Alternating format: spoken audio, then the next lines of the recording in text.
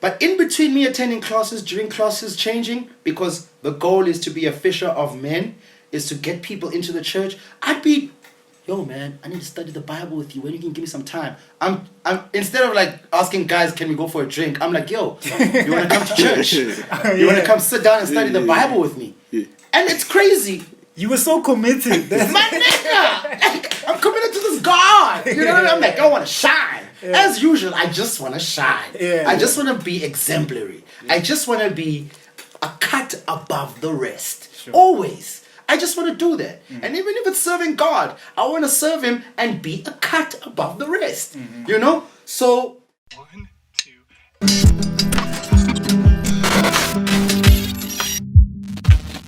Shapo zethu bafethu abazali bathi siyabonga ifani ngongwekazi isiduko ngobhele ngolanga ngomafu ngoqonda ngokhubone ngundaba ezitha kaloko ilanga lokulunga akumnyama xa ndikho.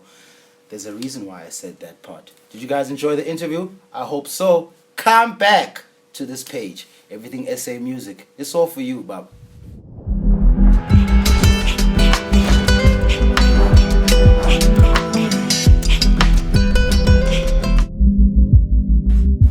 Scoop. Yes, welcome sir. to Everything SA Music, bro. Hey, thank you for inviting me, man. You know, to still be considered part of SA Music and the SA cultural scene is a great achievement after all the years that I've been in here, and I feel like I still got a lot to offer and I still got more years to go. So thank you for considering me as someone who has something to say and someone people will listen to.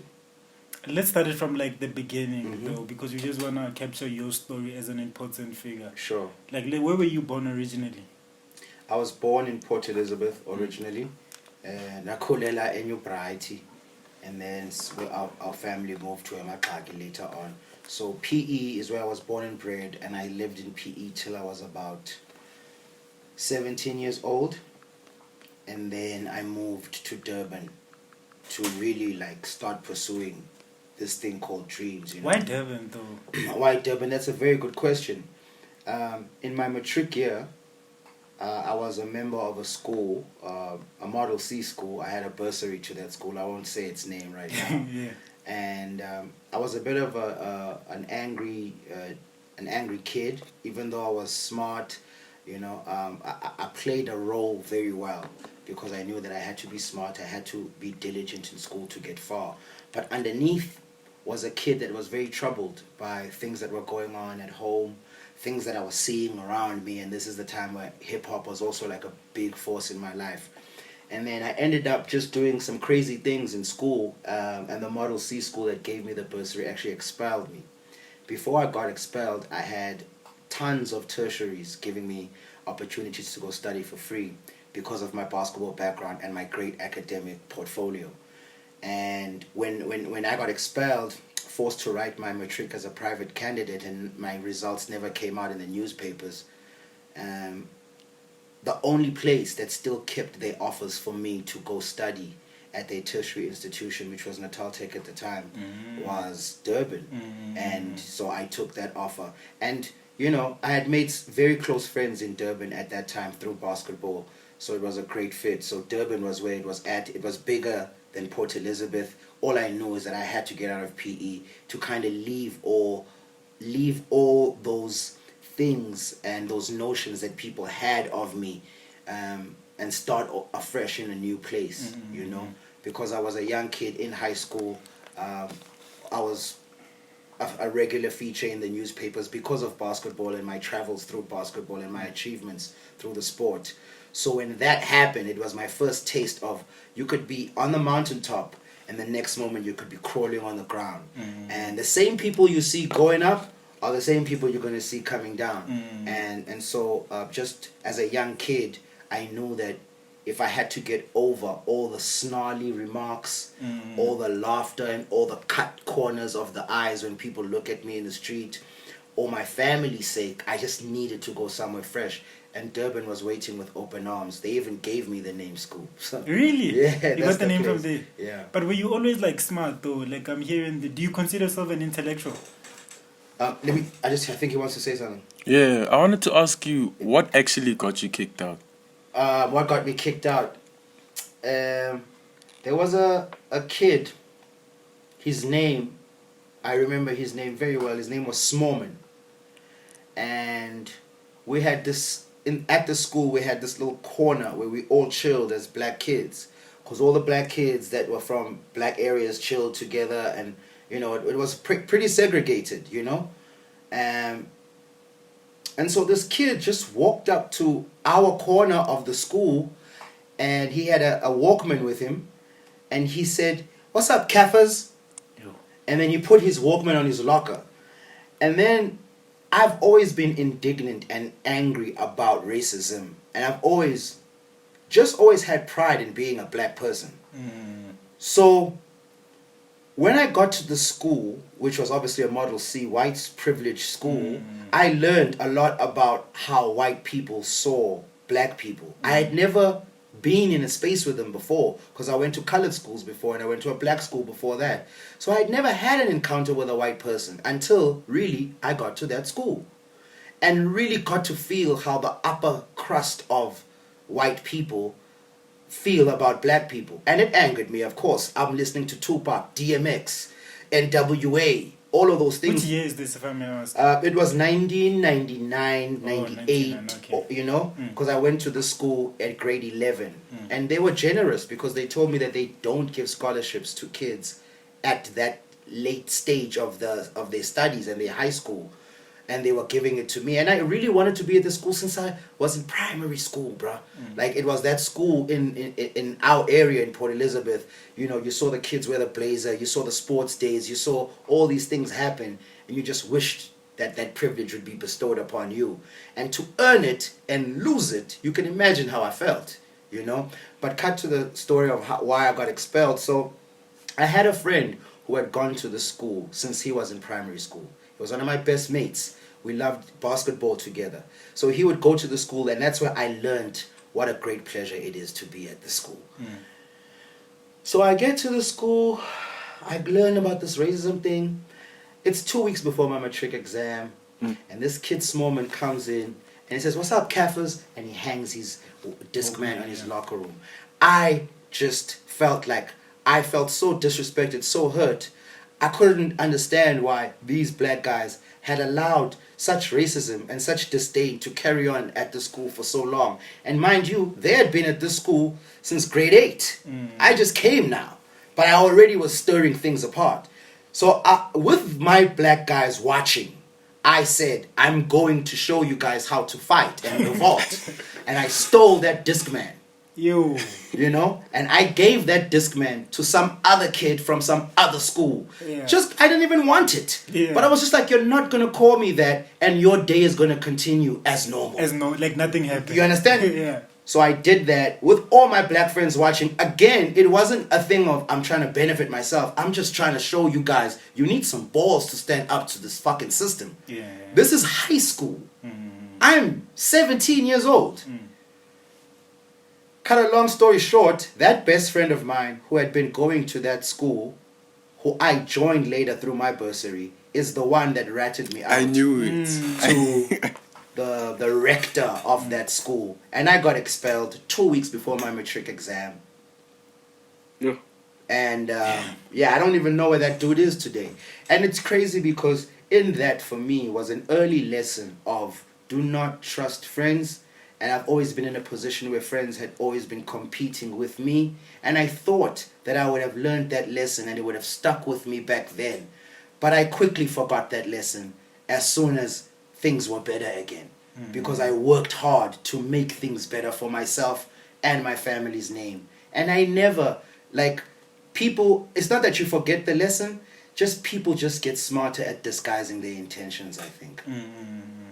But what I was initially asking was were you always super smart from a young age for you to get a bursary and just be an intellectual? I never thought I was smart.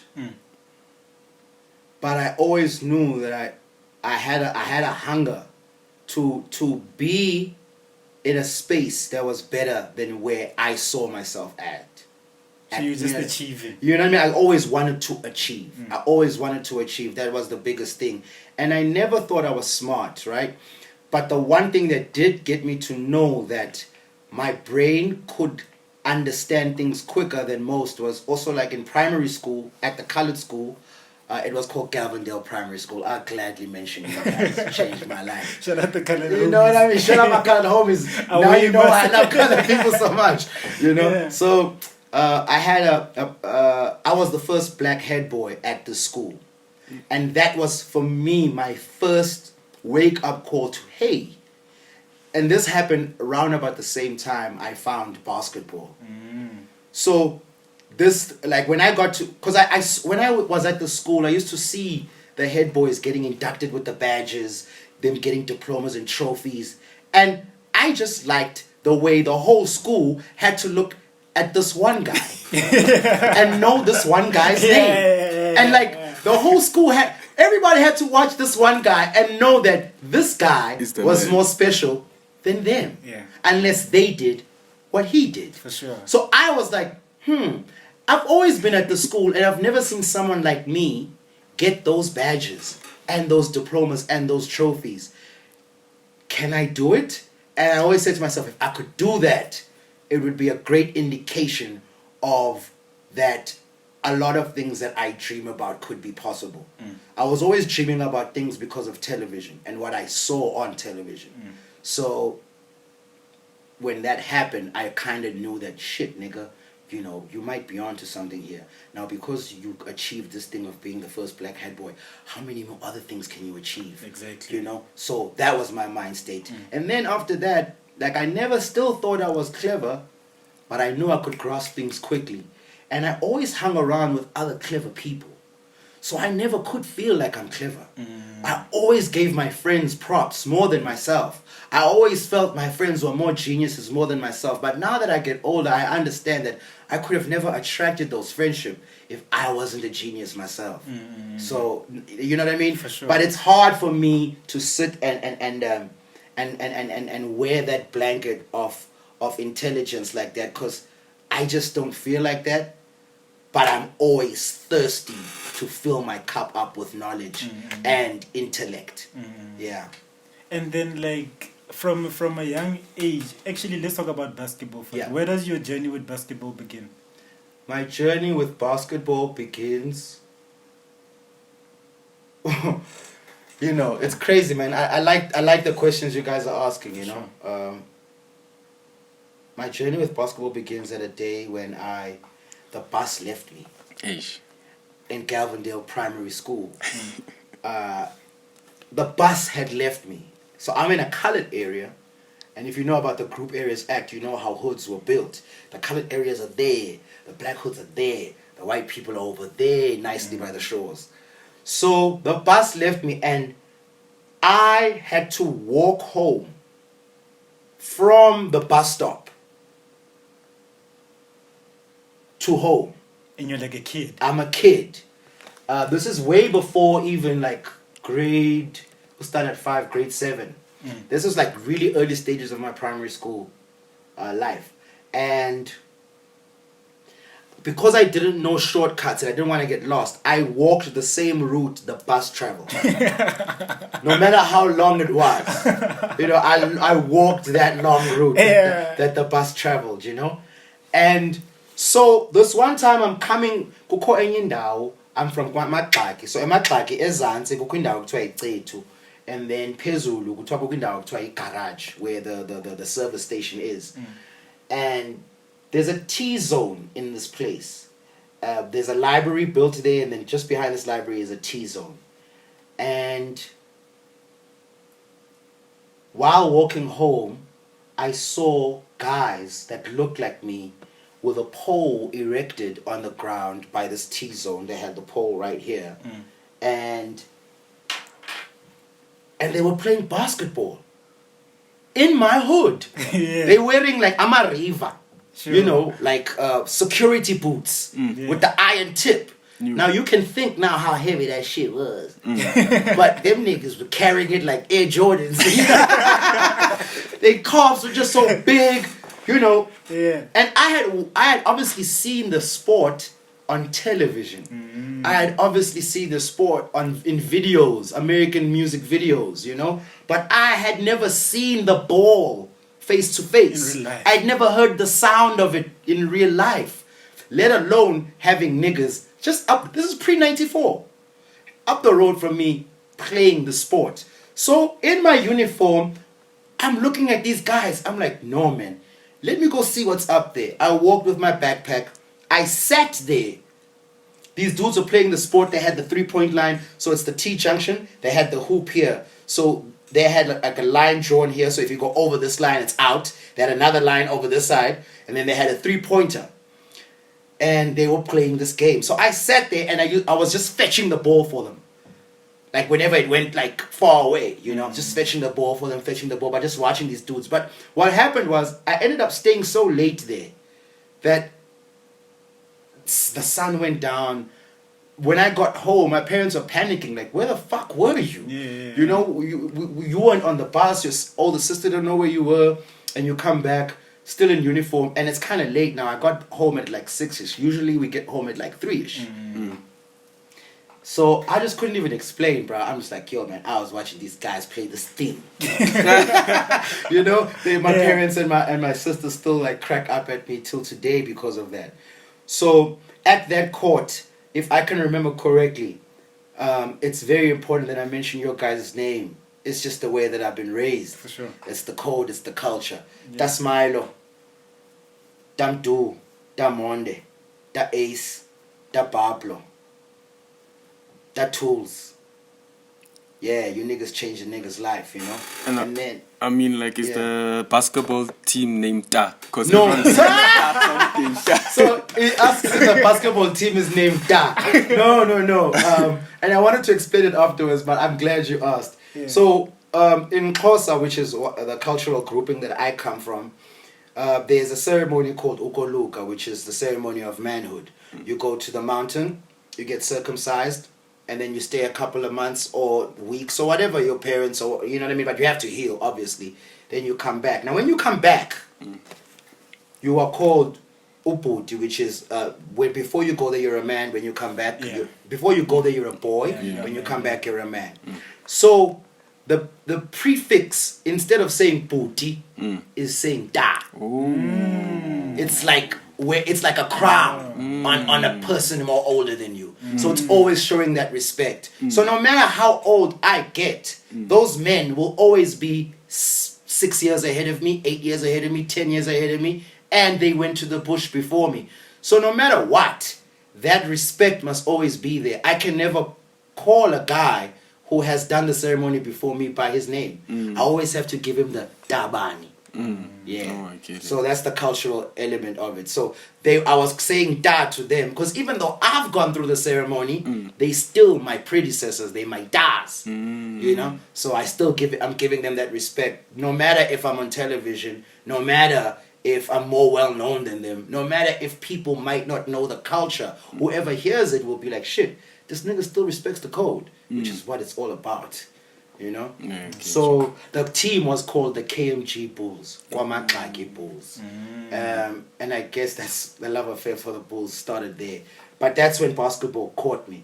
And ever since then, I would get the bus on time, go back home on time, change, and go back to that spot. I would do that every day that year until I got a chance to be taught how to shoot, until I got a chance to be taught the rules. I never played with those guys. They would just like let me be around, fetch the ball for them. They'll get me to shoot. They'll tell me the rules, and that's how I started. And yeah. I mean, I just want to know this. Wait. Yeah. Did you actually believe that you would make it to the NBA? Or did you already know that, listen, in South Africa, basketball won't be as prominent as other sports? Yeah. I never believed, and I never wanted to go to the NBA. And I never believed I'll make it to the NBA. But I knew that this game was a surfboard for me to cruise the world. Okay. I knew that. I see. I knew that, and I knew that I could do something with the sport. Coupled because I'd already been, academics watching. I was very fascinated by American life because that's what we saw on television, right?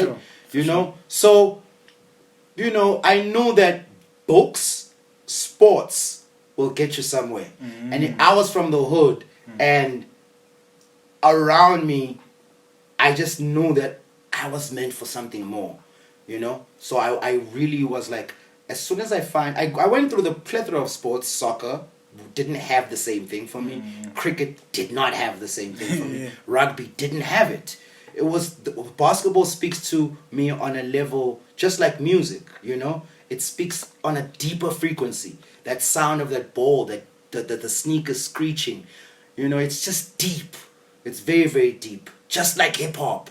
It's almost the same thing to me, you know?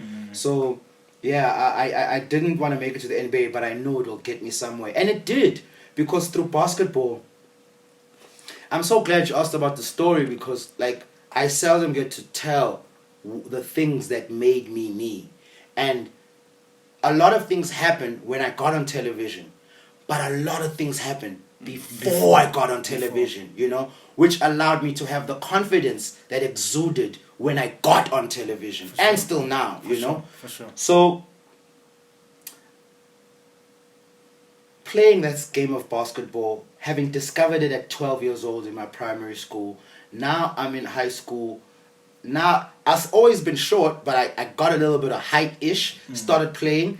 Then we thought were Eastern Cape trials, was Eastern Province at the time, under 16 trials. When we went to this venue, they were actually having a referees clinic, because they had, Port Elizabeth was about to start a league.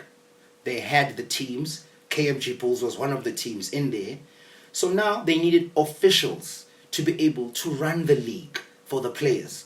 So we thought it was a trials for Eastern Province. When we get there, it's actually trials for officials that are going to run the Eastern Province League. Okay. So, me and my friends, I'm like, we can't turn back now. Let's just stay and see what this holds for us. So the guy running the clinic starts quizzing people, you know, like, who knows what this is? So my old niggas from Komaxaki had taught me the rules. And for a long time, that's all I ever had, was just learning the rules of basketball, because I couldn't play. Yeah. Now I'm 15 turning 16, I'm at this clinic, and this guy's asking about rules. Most of the guys that are with me are just players. They don't know the rules. So when this guy was asking questions about the rules, I was putting up my hand the whole time. Because you know. I know the rules. Then I'm answering the questions on the rules. Then this dude is like, yo, after the clinic, he's like, what's your name? Siyabonga Ngwekazi. Where do you stay? Yo, can I go meet your parents? This white guy wants to come to my hood to come meet my parents. I'm like, what did I do? He's like, no, you know, just stick around. So this dude, his name was Kurt Minnie. He was the son of an older man who was a basketball referee before he taught his son. The older man's name was Roy Minnie. These guys drove back with me to my house in Kwamakaki. I had white people coming to my house, and they told my mom and dad that they want to take me on as a mentee for refereeing. I will then be starting to referee the Eastern Cape League. Then during the holidays, I will then referee professional basketball tournaments around the country. So I'll go to Cape Town during the June holidays for a week, stay at the Holiday Inn with old ass men, referee, and get paid. This is like I'm 15, 16 this time.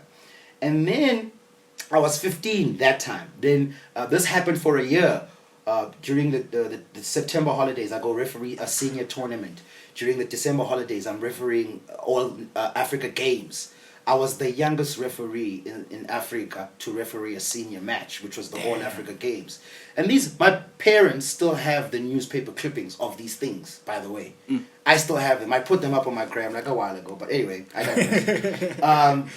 So this is at 16. They say to me, Roy Minnie and his son Kurt Minnie, that they are taking me to Australia. This was in I forget what's 90. What was it? You can work back. So at 16, I was the first family member ever on a plane. At 16, I was the first family member to ever go overseas. At 16, I was the last born in my family. So these are the things very early on for me that said, yo, just don't be like everybody else. You're already showing such huge potential at a young age. Exactly, you know, and it was instincts, because it wasn't that I was privileged, but I knew that I had good instincts from a very early age. And those are some of the things that not some of the things, my instincts are still something I trust. And you were able to take in knowledge. Yes. Because you knew like the refereeing rules and stuff. Yes. You know what I mean? Yeah. You know? So that was also like, so after I'd gotten my head boy shit, do you guys want clips of this? Because I could send you the clips on the interview. Then you could have the clips, the photos. Definitely. Yeah, so I got the head boy at my standard 5. Then the traveling at 16. So that was a 4-year gap. Another like quick achievement, you know. And then with basketball still, but I always felt like I would never become a player because so much is happening with refereeing. I like that. I like the fact that you knew that, listen, I love the sport. I love it. But I still won't be able to be a player. Yeah. There's other roles to play with something that you love. Yes. You know? And I think that's a huge lesson for like kids. Just like, you don't have to be the rapper. You don't have to be the artist. You know what I mean? That's a very good point, because that's why till today everyone says, why don't you rap? I love rap. But I know that it's not mine. It's for me to accentuate for other people's love. But I'm not supposed to be a rapper. And I'm not lured by, I could get more famous, I could get more money, I've already got a following. Those things are not the things I think about, you know? So I love that you mentioned that, yes, I love basketball, but I know I was never going to go to the NBA. For sure. You know? For sure. So, but when I did get a chance to be a player now, after I thought I'll just be a referee, I worked hard, bruh. I worked extremely hard to improve my skill, and I ended up becoming a player. And I ended up making those SA teams. But I still knew that I was not going far with it, you know. But it allowed me to see things, and it allowed me to go places. You know, the one place that I really, really went as a player, which was remarkable. This was still in high school now. This was like right after I came back from Australia. Maybe like at standard 8, which is grade 10. Yeah. As a player, I won the Sprite one-on-one competition. And I went to the Tim Hardaway basketball camp. That's nuts. That was nuts. That was nuts. You know, as that short guy that I was, I won that one-on-one competition. I went to this camp and we got to meet Tim Hardaway. I've got the pictures, guys.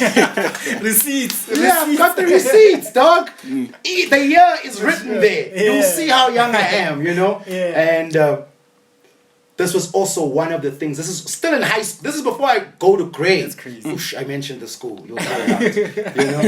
This is before I go to that Model C school. These things all happened. So I really felt like, fuck, like, I can't believe this is my life, you know. I can't believe, like, and that's when I also realized the power of visualization. That's when I realized the power of what happens in here, and in here comes out here in the world. Because these things I'd always think about it. Before The Secret, before I learned that thoughts become things, I'd already been practicing this lifestyle before I even knew it, you know. So yeah, I got the receipts. Tim Hardaway. At the Tim Hardaway basketball camp, mind you, we were there with a guy called Shannon Brown, who's Monica's ex-wife, who played for the Lakers during the Kobe days. He was the camp all-star and MVP. Yeah. I wanted to ask you, obviously you were smart, like, obviously when a kid is smart in school, the parents sway them away from entertainment. Yeah. So did you always know that you're going to be able to jump into entertainment at a later stage, or were you just like, nah, I'm going to like be a doctor or a lawyer, since you're already getting the high marks and the good marks, you know? Nice questioning, dog. For sure. I actually never planned on getting into entertainment. It was never a dream. Wow. Ever. I was in PE, so television was too far from me. You know? I always watched it though. I was the guy that would watch The Fresh Prince of Bel-Air and recite the whole episode. I was the guy who would watch Martin Lawrence and recite the whole episode. Then, because when I'd get to school the next day, the kids at school would be like, yo, give us the reruns of Martin. You know, how did it go down, you know? So you're like PVR. I was PVR before PVR, you know? And I always had a thing for the American accent. You know, right now, kids just get it like that. But back in those days, people really couldn't get it. You know what I mean? So I always, because of hip-hop and TV, the American accent was something that was always fascinated me. I'm like, how do these guys sound so fucking cool, man? Like shit! You know? It always fascinated me, just like their clothes, you know? So I never thought I was going to get into entertainment. Jam Alley was one of my favorite shows because I would answer the questions, and I always felt like if I do get on television, I was going to be a participant on that show.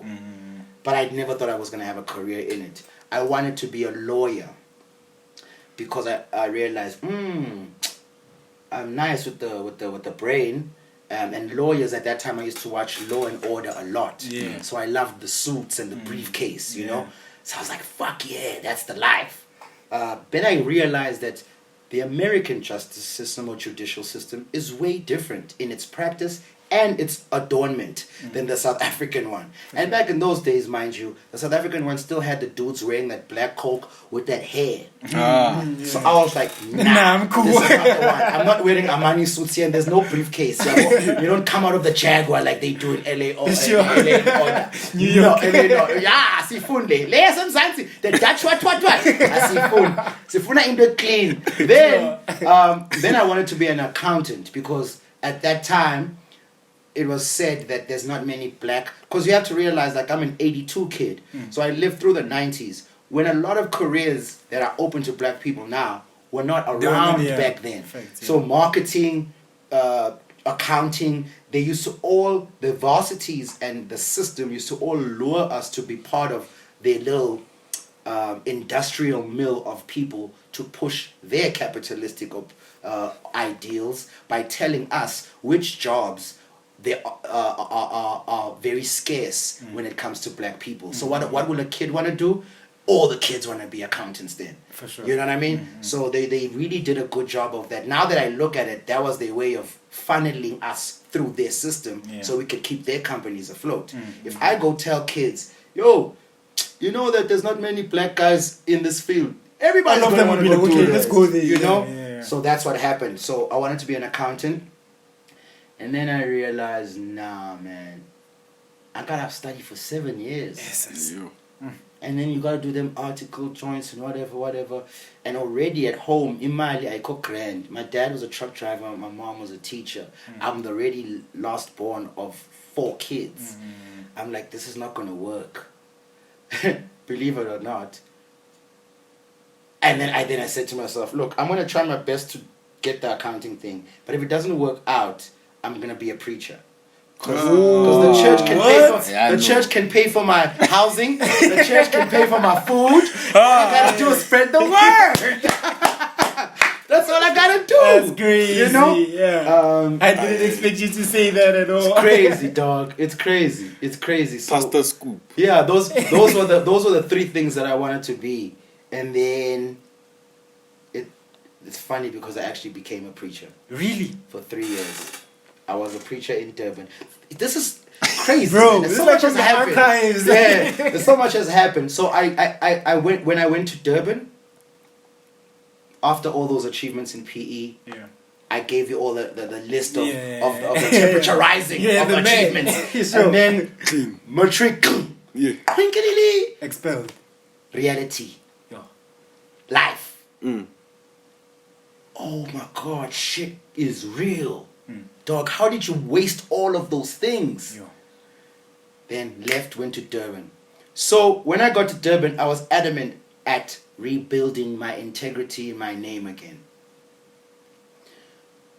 And because it was my first time living away from family, I knew that I already had shown it to myself that left to my own devices, I can drift far away. So I needed to put a guideline upon myself so I could survive away from home. If I could get expelled while living under my parents' roof, what can I catch on away from them?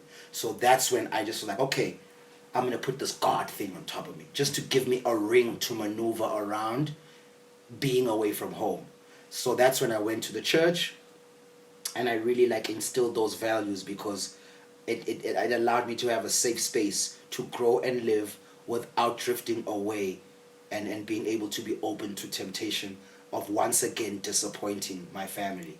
And the school that has stuck with me, shout out to Natal Tech, you're called DUT now, love you guys to death, and that had stuck by with me after everybody had left. Sure. So I was like, I need a set of rules to govern and guide me.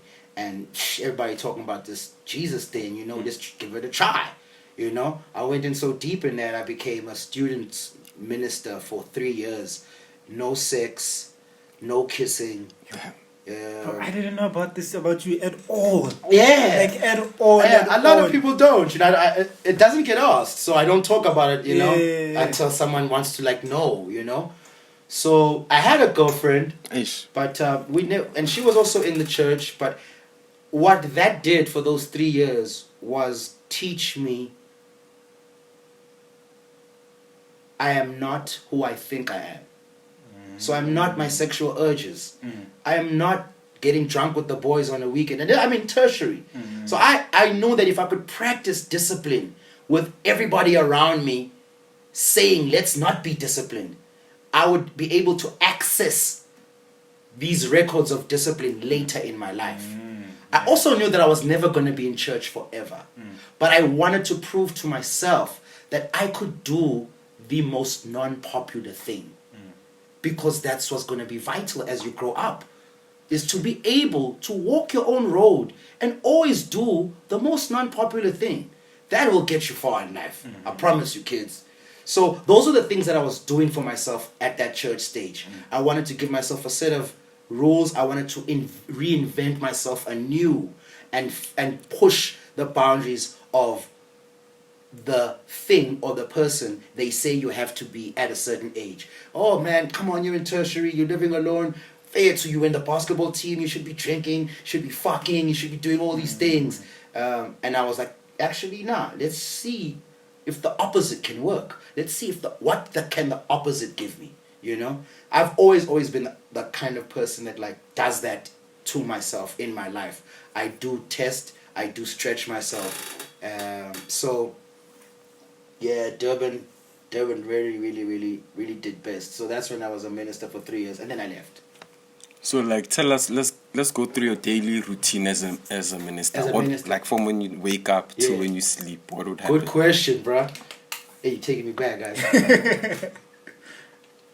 So, on a day-to-day basis as the students ministry leader, from the years of 2001 to 2003, I would wake up, study the Bible. So maybe I'd be reading a certain book, depending on what I'm going through in my life. So let's say I'm going through a very hectic time when it feels like nothing's going right. There's one book in the Bible that really sticks out for those times. It's the book of Job. You know, Job was the dude who had everything, and then God took everything away from him because God wanted to see if Job was going to stay faithful or he was going to be like, hey man, you know. So Job ended up staying faithful till the end. Then he started like going back and forth with God in prayer, and then God was like, yo man, you've been faithful. You've gotten angry, but you've been faithful. So I'll give you twice more than you had before.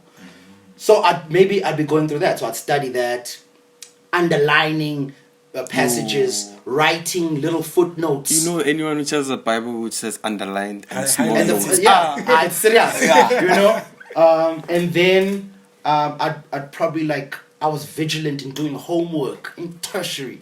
My homework was always like standard on point. Sometimes I was ahead. I'd read chapters ahead, and then I'd work out, you know, push-ups, sit-ups, pull-ups. I had a small TV in my room with a video. I'd watch basketball games just to get better and like knowing like what I need to do, how I need to grow my game. And then I'd wash, get dressed up nicely as I still do right now. Still loved fashion back then, you know. Get dressed up.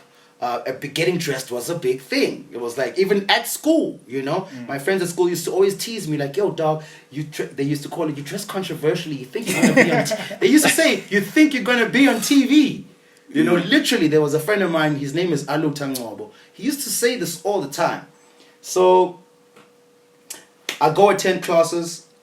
But in between me attending classes, during classes changing, because the goal is to be a fisher of men, is to get people into the church, I'd be, yo man, I need to study the Bible with you. When you can give me some time? I'm instead of like asking guys, can we go for a drink? I'm like, yo, you want to come to church? You want to come sit down and study the Bible with me?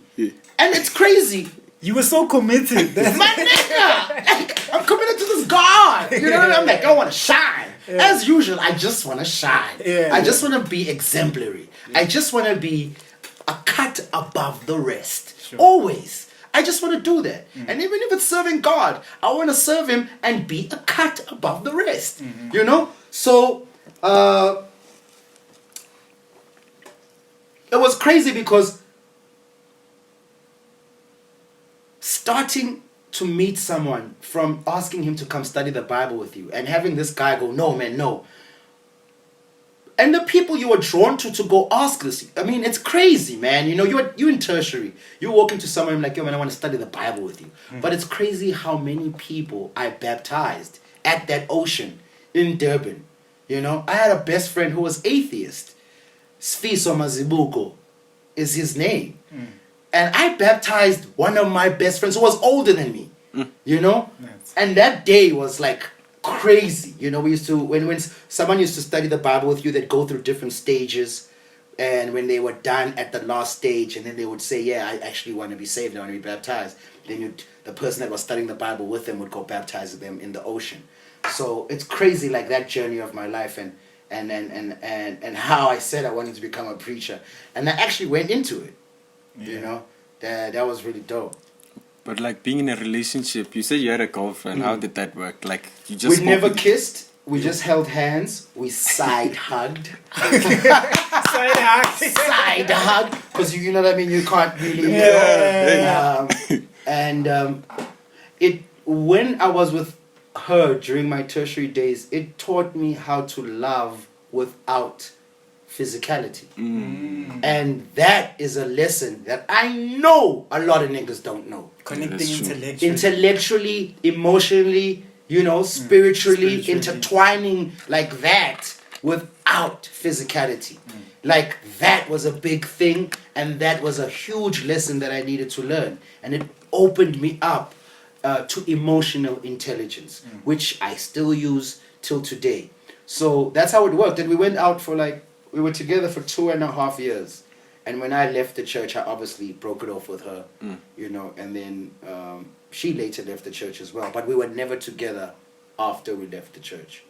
We still talk till today. Yeah. Not like all the time, but we're still cool. But like one of you became more wild than you remember. I definitely became more wild. I became more wild, yeah. Okay, after that, like you're at varsity right now, how do you make your way into the game? You know, how do you get on TV? How do you get on radio? Your first gig, like how does it happen? Man.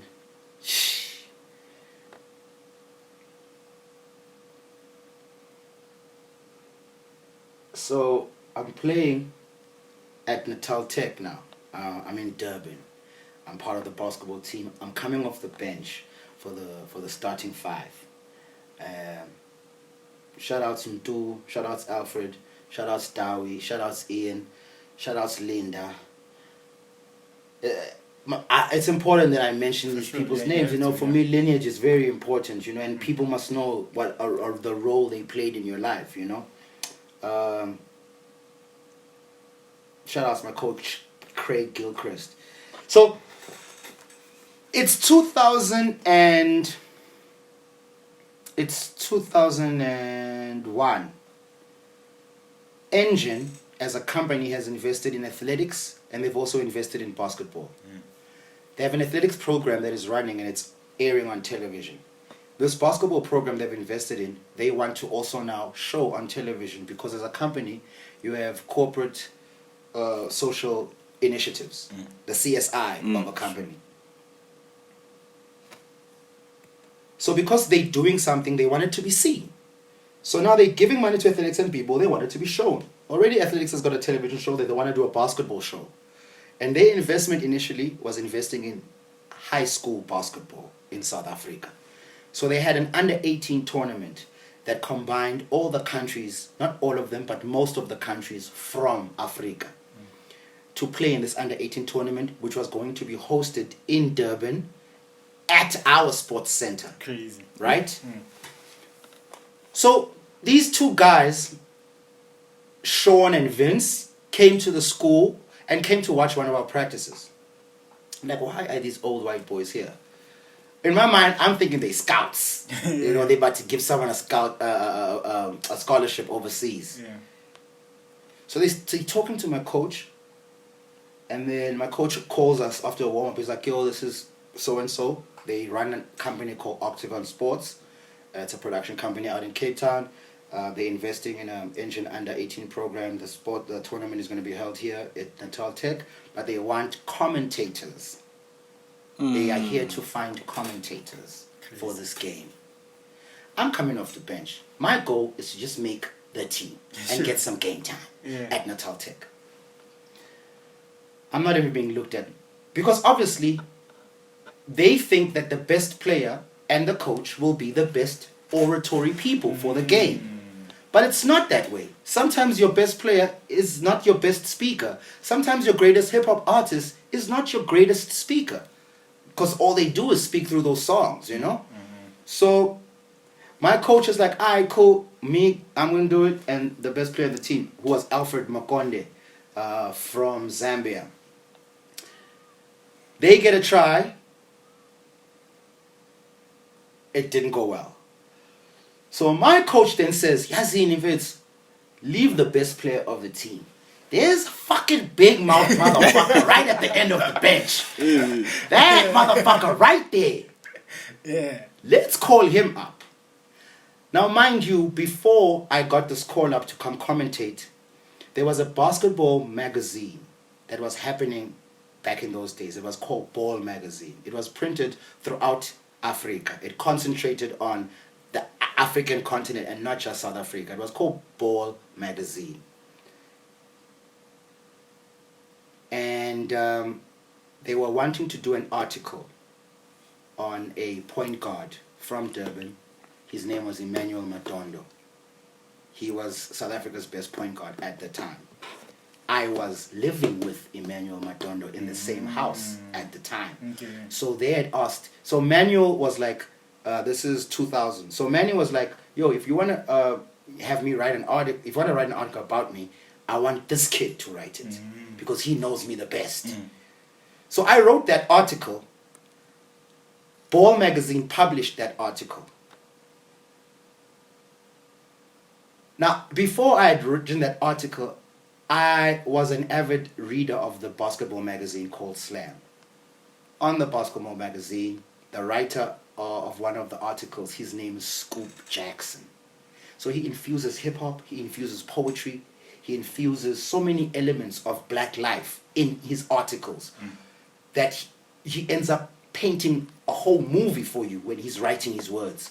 His name was Scoop Jackson. He runs a sports media company now called Strong Arm Media.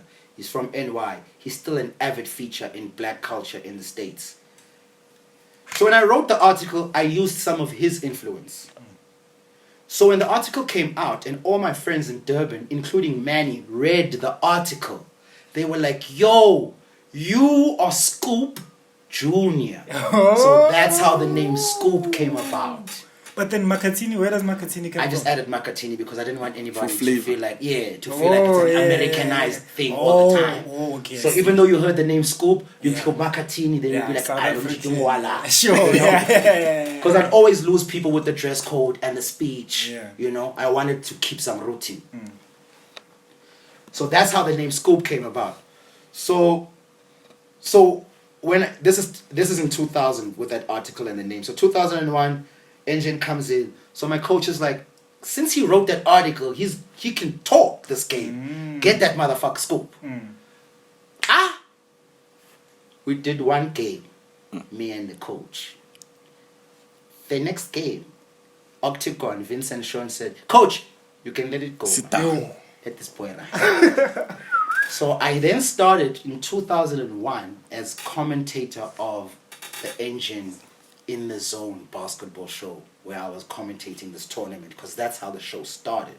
You wouldn't see my face. I was just commentating.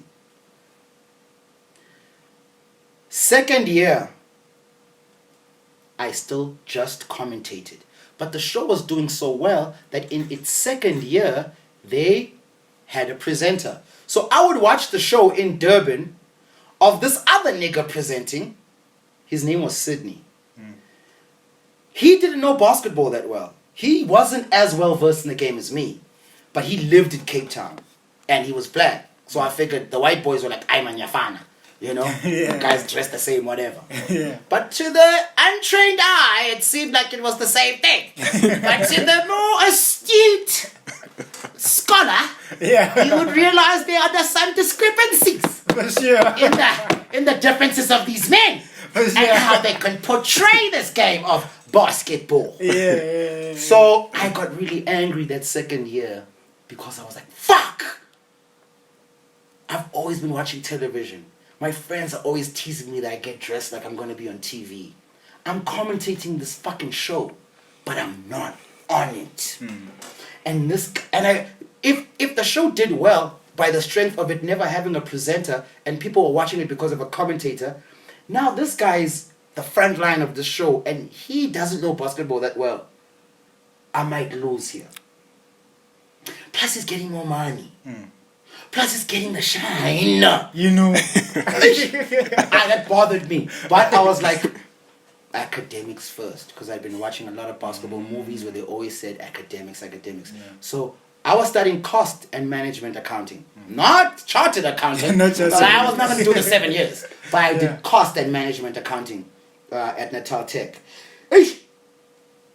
I'm watching this dude do this show. I'm like, it's cool, man. I'll just take my commentating thing. And how it happened is Octagon from Cape Town would send a tape to me at Res at school. So I'd have a courier car come, drop the shit off. I would then take the tapes, and they would give me money, and they'd give me a cab company to call. Then I would call the cab company. They would pick me up from school with the tape. I would drive to a sound studio, then have to pay the cab with the money they gave me, go to the sound studio, lay down while they playing the basketball game. I'm like a beat and a rapper.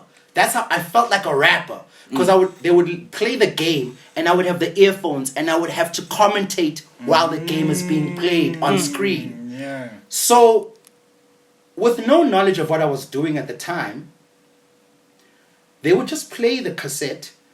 I would just, from start to finish, would get everything down with what then I would learn it's called a one take.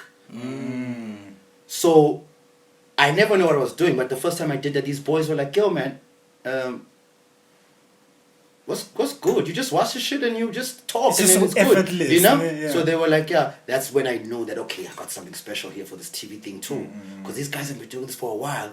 And for me, I'm like, I'm just doing this thing. They like, yo, you get it all once, in one run.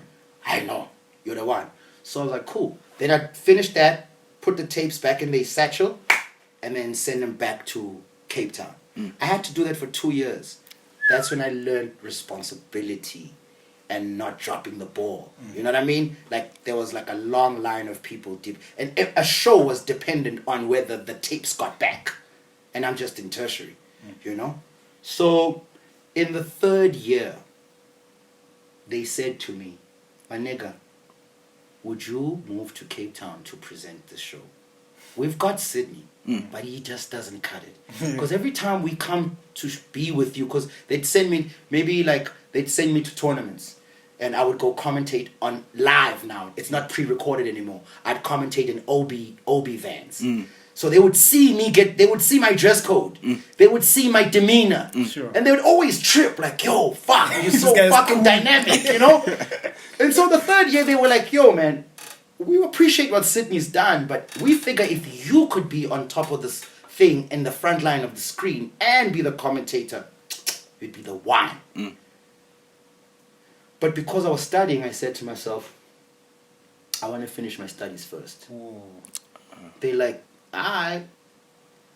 And then I remember we went through some financial battles at home, and the money that I was sending back with the commentating job was not enough. I needed to now make a little bit more so that I would be able to still look fresh and help out at home. And so that was like before I'd left church as well. So I said in my church days then, I remember I was studying the crucifixion. And there's a part that where Peter's like, yo, I won't forsake you, blah, blah, blah, Jesus. And then Jesus like, before the cock crows thrice, you would have denied me. And so I just used the number 3. I said, if this job gets offered to me 3 times, I'm going to go. Doing it, yeah. And it got offered to me 3 times. And then I bounced. So I got to Cape Town to present Slam Dunk. The show had now changed from being Engine in the Zone on ETV. It had now done so well, it was moving to SABC 1. And it was going to be called Slam Dunk. And 2004, I did my first link on Slam Dunk. And when I did my first link on Slam Dunk, again, the white boys who were holding the cameras and the sound were like, yo, you sure you've never done this before? That was my first time on camera. I was like, nah, I've never. And they're like, you sure? I'm like, yeah. They're like, you know what a one take is? I'm like, no. They're like, it's when you do something and you don't make a mistake. You just did that now, and you had never done this before. There are people who do this every day. They can't do this. They still can't do it. And then they said, just know that that's very special, because this industry is all about time. And if you get all your links in one take, that means if they schedule 2 hours for us to work, we can be done in an hour, then we can be drinking beers later. White boys, right? That's that white boy shit. White boy shit, right? We can be drinking our Castlesbury, like if you just keep this guy. I remember that, you know? Yeah. And then I remember, I never looked back after that. Yeah. That was a long one, eh? Nah, that was like really interesting. Yeah, so that's how. I'm hearing like a lot of basketball stuff, but I knew you through your hip hop commentary. Yeah. Like how did your voice become so respectable in the hip hop community in South Africa? Okay. From like the beginning though. Yeah.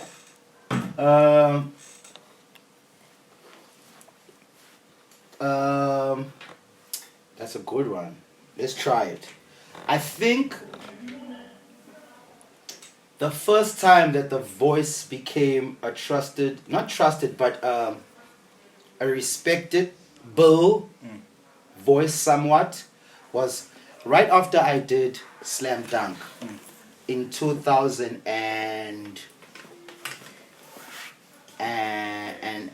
I got to do Slam Dunk during 2004 to 2005. Yeah?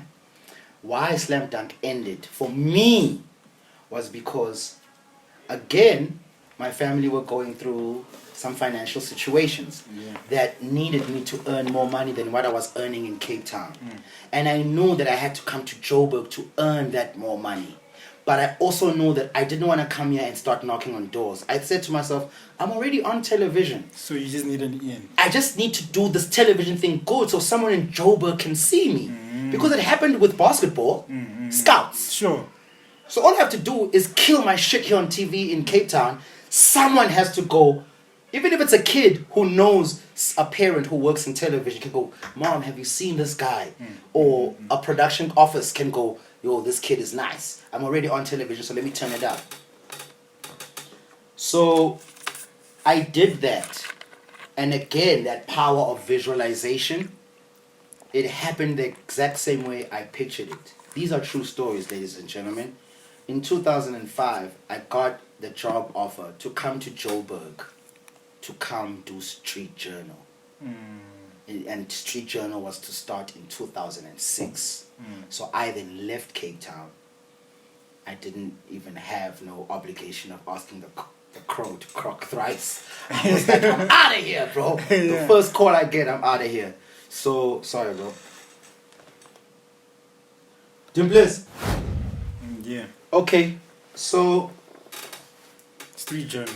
Yes. So in 2005, Tuli, Zino, and Maria, who are running Black Rage Productions, then called me and they said, yo, we've seen you on Slam Dunk. And on Slam Dunk, I was already infusing Xhosa in my linking. And before that, it was, unless you were watching a cultural show, you never saw someone looked global, sound local. And I mean, it's like, you know, so I looked very overseas-ish because with Slam Dunk, I'd already been traveling overseas. The New Yorks, the LAs, the Chicagos. So I already had overseas gear. Back in 2004, 2005, you know? So it helped my image on television. Because it was like the shit you seen on the videos, I got it. Because basketball was helping me travel, you know? So looking like that, then sounding Xhosa, Sasebayo, or just South African, it was not seen on television before.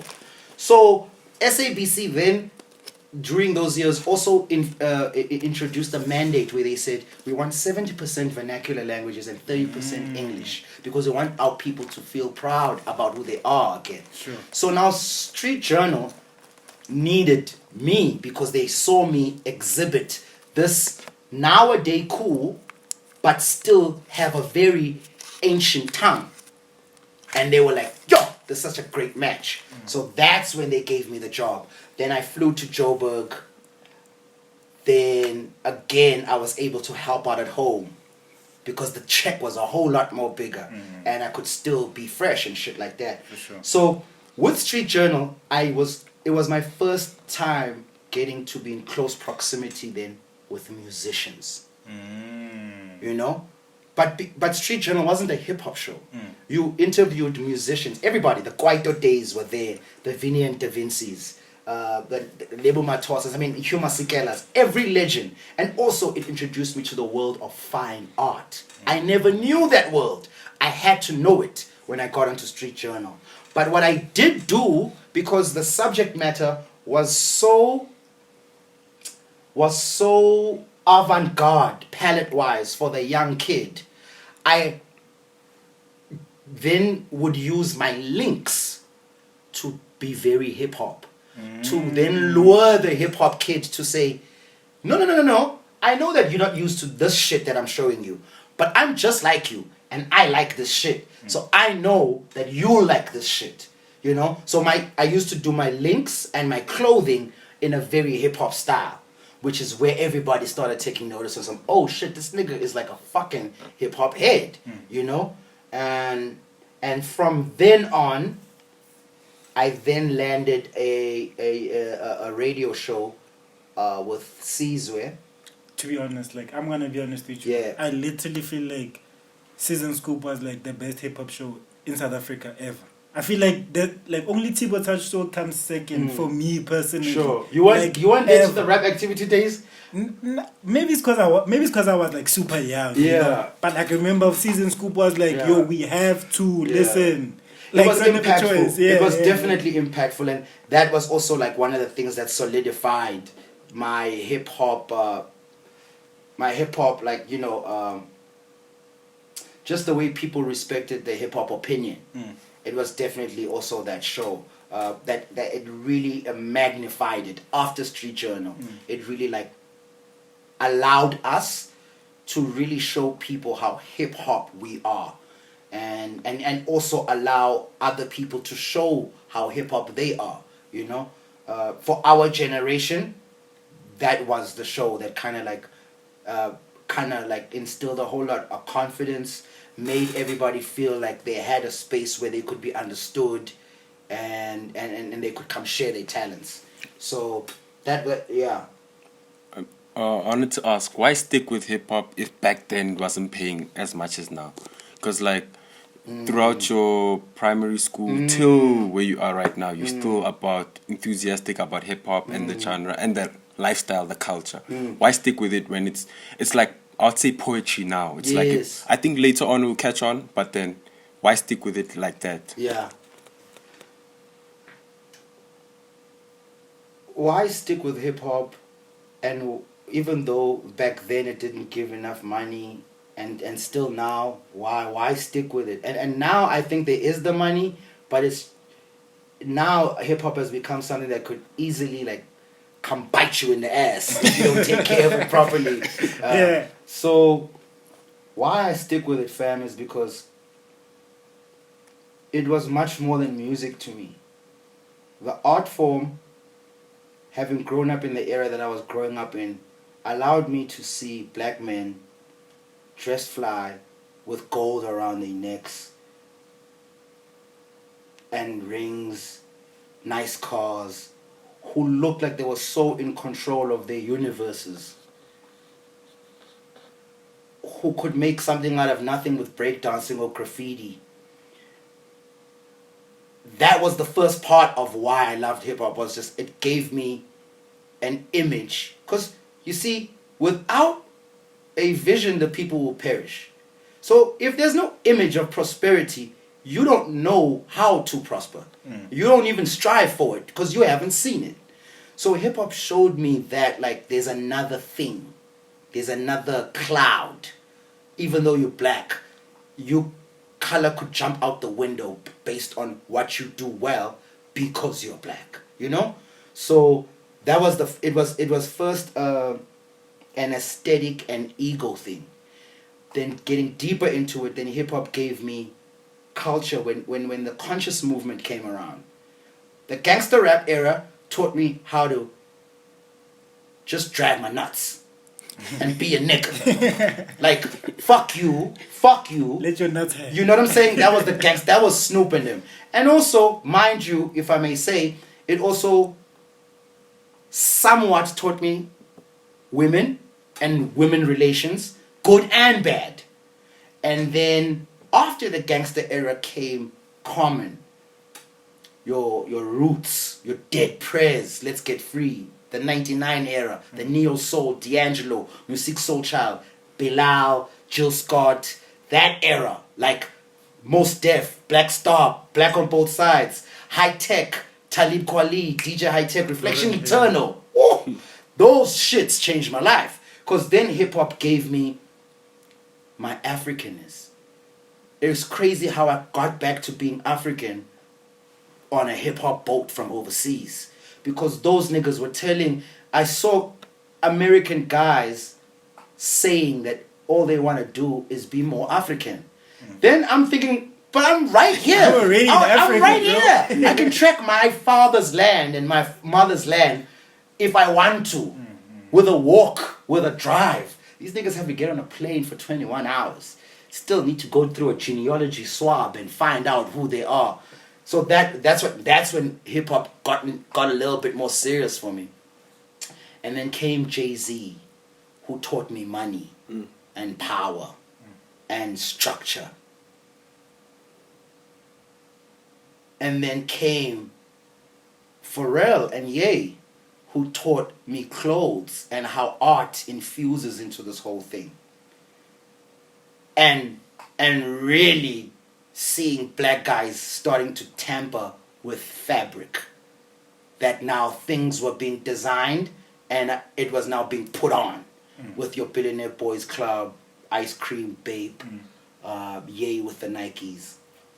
And then obviously now, you know, you've got your J. Cole's, your Kendricks, your Drakes, your Shawns. But I've always loved hip-hop for something deeper than the music. That's why for me, the dopest artists for me are artists that are deeper than just the music.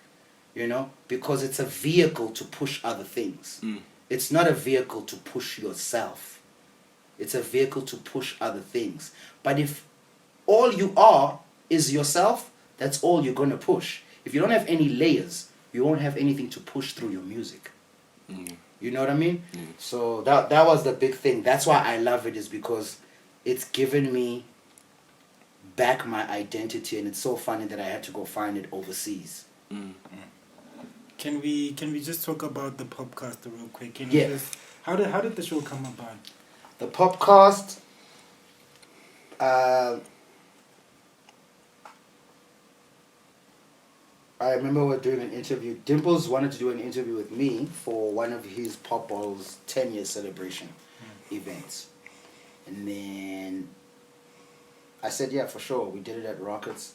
After the interview, Dimples relayed his wishes to expand outside of the eventing space because he had felt like it had been claustrophobic in there. Everybody was just doing events, rightfully so. You know, he created a great blueprint, and that's what happens with great blueprints. They will be followed and improved upon. Facts. You know what I'm saying? Because Dimples only wanted to keep it hip hop, but then the blueprint, the parties that came later included every genre. You know, therefore having more people there. You know, but he just stayed hip hop. So after that, he relayed his wishes to just do something different. Then I said to him, because I've always known content is king. No matter what era you've lived in, dog, when TVs were black and white, when they were just photographs, Content is the answer to everything. Content is the hieroglyphics. Definitely. Do you understand? There will never not be a time where these things and these mics are useless. So long as there are people and people are doing things. Let alone if those things have money or they achieve. So long as someone is doing something, you could go be watering your garden and shoot it. It's content. Because sooner or later, we won't even have gardens to water. You know what I'm saying? So I told Dimples, yo man, get into this content space, bro. Because I had already been doing catching waves. And that's a concept I had approached Slicker with. You know, I'll get back to that later. So I said to Dimples, yo, you need a content space. This is what you need to do. South African hip-hop is going to come in its second wind of artists that are actually going to take us overseas. And if we don't take it upon ourselves to document this, having missed so much already in South African hip-hop and South African pop culture, Jay, we've missed a lot because no one just wants to do it, you know? I said, if we just have to do it. And also at the time, I was very mad at the fact that companies and corporates were dictating what is good. So if someone had a good standing in corporates, they were seen as being a good artist. So I didn't like that because everybody was just becoming famous through this culture to get deals. There was no quality control. That sometimes will upset people, regardless. But the quality control comes from people inside the culture who've also, even if they didn't build the whole house, they made a young brick and put it on top of us, another brick, and we are a part of this house. Sure. So we can say some things, you know. So I told Dimples, yo, because you had pop bottles, I will definitely give you this idea. I will be on the show with you. I will run the production side of it because I'm good at that and be the creative director of it. But because it's your name and whatever, you can handle the logistics of the manpower and cameras and sound. And then we'll call it Popcast instead of podcast. Because I'm always trying to, I don't like being with everybody. Yeah, you I like, you know what I mean? I gotta stand out, dog, you know? So we said up, we'll call it Popcast. Then I said, the industry has separated myself, Cosmo, VG was on MTV, so it wasn't radio. Speedster was on radio. So I wanted to turn the industry against itself just by creating these virtual companies that we work for, Metro, 5Y. We were in invisible boxes. And if people don't understand how many times they put themselves in those invisible boxes where all they have to do is stretch out their hands and touch one another and create something for the culture. So I was like, instead of us competing, yes, let's have friendly competition because it can only make the culture better. But let's also show people that you can compete but still be pushing the culture together. And it's going to be so weird for them to be like, oh shit, these guys are on different stations, but on this show we are together pushing hip hop. And VG coming from MTV, you know, we combined everybody and we did the show. And that's how Popcast happened. Mind you, I then also proposed to Dimples a whole rollout that we'll have the Popcast. Once that catches fire, we'll then have, because the Popcast is just about us sharing our opinions. Then I developed the other concept for him, which would be called Pop Radio, which we're about to launch now. And that is us interviewing people. Oh. So we can have, it's not just us talking anymore. Sure. So Pop Radio is about to come out now. And then the other one is called Pop Club, where it's a pop-up club. Really? It's gonna be dope. It's gonna be crazy, dog. The Pop Club is gonna happen after we roll out Pop Radio. That's how it happened. I have to ask you about this though. How did you honestly feel about Speedster leaving? I was cool with it. You're You cool. know, I was really, really cool with it because you don't want someone there that doesn't want to be there. And I think it had come to that time that he had expressed to us more than once that he kind of doesn't like being there. So I liked it because it also allows you to see if you believe in what you believe in, whether people jump off or jump on. How do you feel about what you are doing? So I really, really was I was cool about it. But then, like, I get the leaving part you're cool about. Yeah. I mean, like, do you think he respected I would say the idea as he left, once he left, or how he spoke about it, though? I think Speedster is, and I think a lot of people in this game are very young. And I think because people have a lot of people watching them or following them, we put a lot of pressure on people to be more mature and more grown, which they should. But because I am a dude who can look at things from a very wide angle and wide view and different perspectives, the reasons he gave us for wanting to leave are not the reasons he gave The public. You know, I can't hold that against him. That's just him being young, you know. But one thing is, he definitely wanted to leave. But obviously, having to tell us the reasons why he wants to leave, it's gonna sound like he's gonna have to make it sound like something. When I watched the clip and he gave his reasons of he just didn't want to do the research of waking up, blah blah blah blah blah. Those were new to me, but I can understand how those reasons can affect someone. Yeah. Before you said earlier on, like, brands are kind of what did you say the word, dictating how the game is.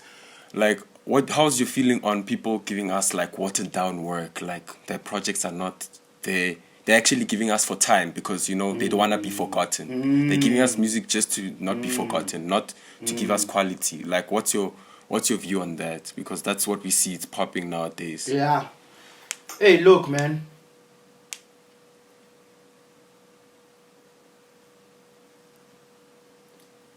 I also knew it was going to get to this point, you know?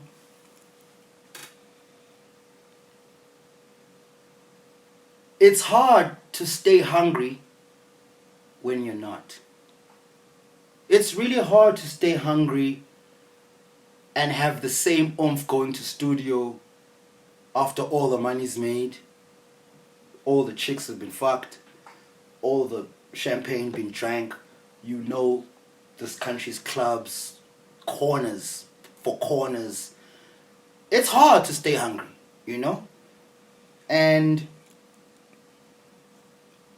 do I feel like people aren't taking their music jobs seriously and they're taking the celebrity jobs more seriously? They celebrity them more seriously than making the music? I do feel that way. I really do. And I also know that guys have to go through this. I feel like a lot of established artists might be going through their Yeezus phase right now. You know? And hopefully after that we'll get us some Life of Pablos. But I did foresee these things happening. I've spoken about it at length, you know, on the podcast. Yeah, I mean, you came out and you actually said that this was an opinion that obviously created a lot of conversation in the street. You were like, yo, the top guys in the hip-hop game should take a step back. Well, I want to ask you about this. Now that they've came out and they've dropped a lot of music, the guys that you're talking about, do you still feel the same way that they should have taken a step back? Definitely. I still feel the same way? I do, dog. I do. I really do. I was hoping I'd be wrong, mind you, because I also know these guys as men, like people. I know how competitive they are. I know how they like proving people wrong and all of that. And part of me saying that was hoping It did. that it would gonna ignite that, I'm gonna show, you know? But personally, dog, it didn't happen for me. Yeah. You know? And it's not malicious, it's not anything, it's just like the place where music was made and the reasons for which music was made have changed. And it's not a problem if the reasons change, but it's a problem if the quality does. And I feel like the quality of the music we are getting from the people that I most trust and still do. But I also realize that they need to get challenged. They need to get told because it doesn't seem like they have people telling them. Yeah. You know? And I can understand that happens. But I will not allow myself not to say what I hear and what I feel. Even if it puts into detriment relationships. Because then we were really not as close as I thought anyway. You know? If my professional opinion is going to influence our personal or affect our personal relationship, then you are not being fair to my position and my job. When you are asking me to always agree with you. And no matter how much I've shown you and said that I care and I'm supportive, but if you're asking me to always agree with you, then you're putting me in a very tight spot as far as my professional hat goes. You know? Did it shake a lot of like relationships that you had though? I mean, for sure. Not a lot, just one. Not a lot. Casper. Just which is Casper. Because he responded to you and he said he feels like he's forced to smile with you. Yeah. Do you feel like he is forced to smile with you? Not at all, dog. He wasn't forced to smile with me in the beginning. Yeah. He wasn't forced to do anything. You know what I'm saying? But why does he say stuff like you don't love him the same way you say you do? Because I have an adverse opinion about his music. He feels my opinion about his music is my opinion about him as a man. And it's not that. And it's not that. It's not even close. It's not even close, dog. It's not even close, you know? It's crazy because I just never thought it would get there. The person I thought would actually get mad at me was Mega. That was the one guy I thought would be like, oh, fuck you, guy. So, you know, it was so surprising. But, you know, I did like the fact that he was able to do that and say that because then it lets us know where we stand with one another. You know? He's not forced to smile with me at all. Am I going to hate him for it? No. Am I going to change the way I feel about him as a man because of it? No. Am I a lot more weary about our encounter again? Yes. Will I break my neck to go make things right? No. Are things... No, I didn't say anything bad, you know. If you feel like you're being fake by being nice to me, then let me do you a favor. You don't have to be nice to me. You can act like I don't exist. I'm cool with that. If you feel like you being around me hampers your realness that much. You know what I'm saying? So if you feel like you have to force yourself to smile with me, you don't have to, dog. You know? But it does... I'm not gonna stop thinking highly of you because of your opinion of me. I don't have to wear that jacket that you think about me. I don't have to wear that opinion. But it doesn't change the way I respect you. It doesn't change the way I value what you've done and what you bring to this game. It doesn't change the way I see where you could still go. But do yourself a favor. Don't even trouble yourself in thinking that you are forced to smile with me. Okay, now enough about the guys that have been in the game for a minute. Let's talk about the new guys. You actually got into a lot of people were mad at you. I saw for like the comment on Costa Titch. Like, do you still feel the same way about the Costa Titch not being a cultural appropriation? Absolutely. What is cultural appropriation? Why is it that this kid was performing nationwide, high school touring? No one said anything. And most of his fans are black. Right? And no one said anything. Galagata remix came out, aka. No one said anything. Absolutely nothing. Actually, people were thinking it was going to be a one-hit wonder. Yeah. People were so actually very, very... They were like, it's a gimmick. It's a gimmick and it's not going to last. They didn't feel like it was going to be a threat, this kid. All this culture vulture talk happened when the kid went #1. As the album came out. And from a kid who started off dancing in this hip-hop culture, from a kid who's... And I've been here for a minute too. I've always seen him.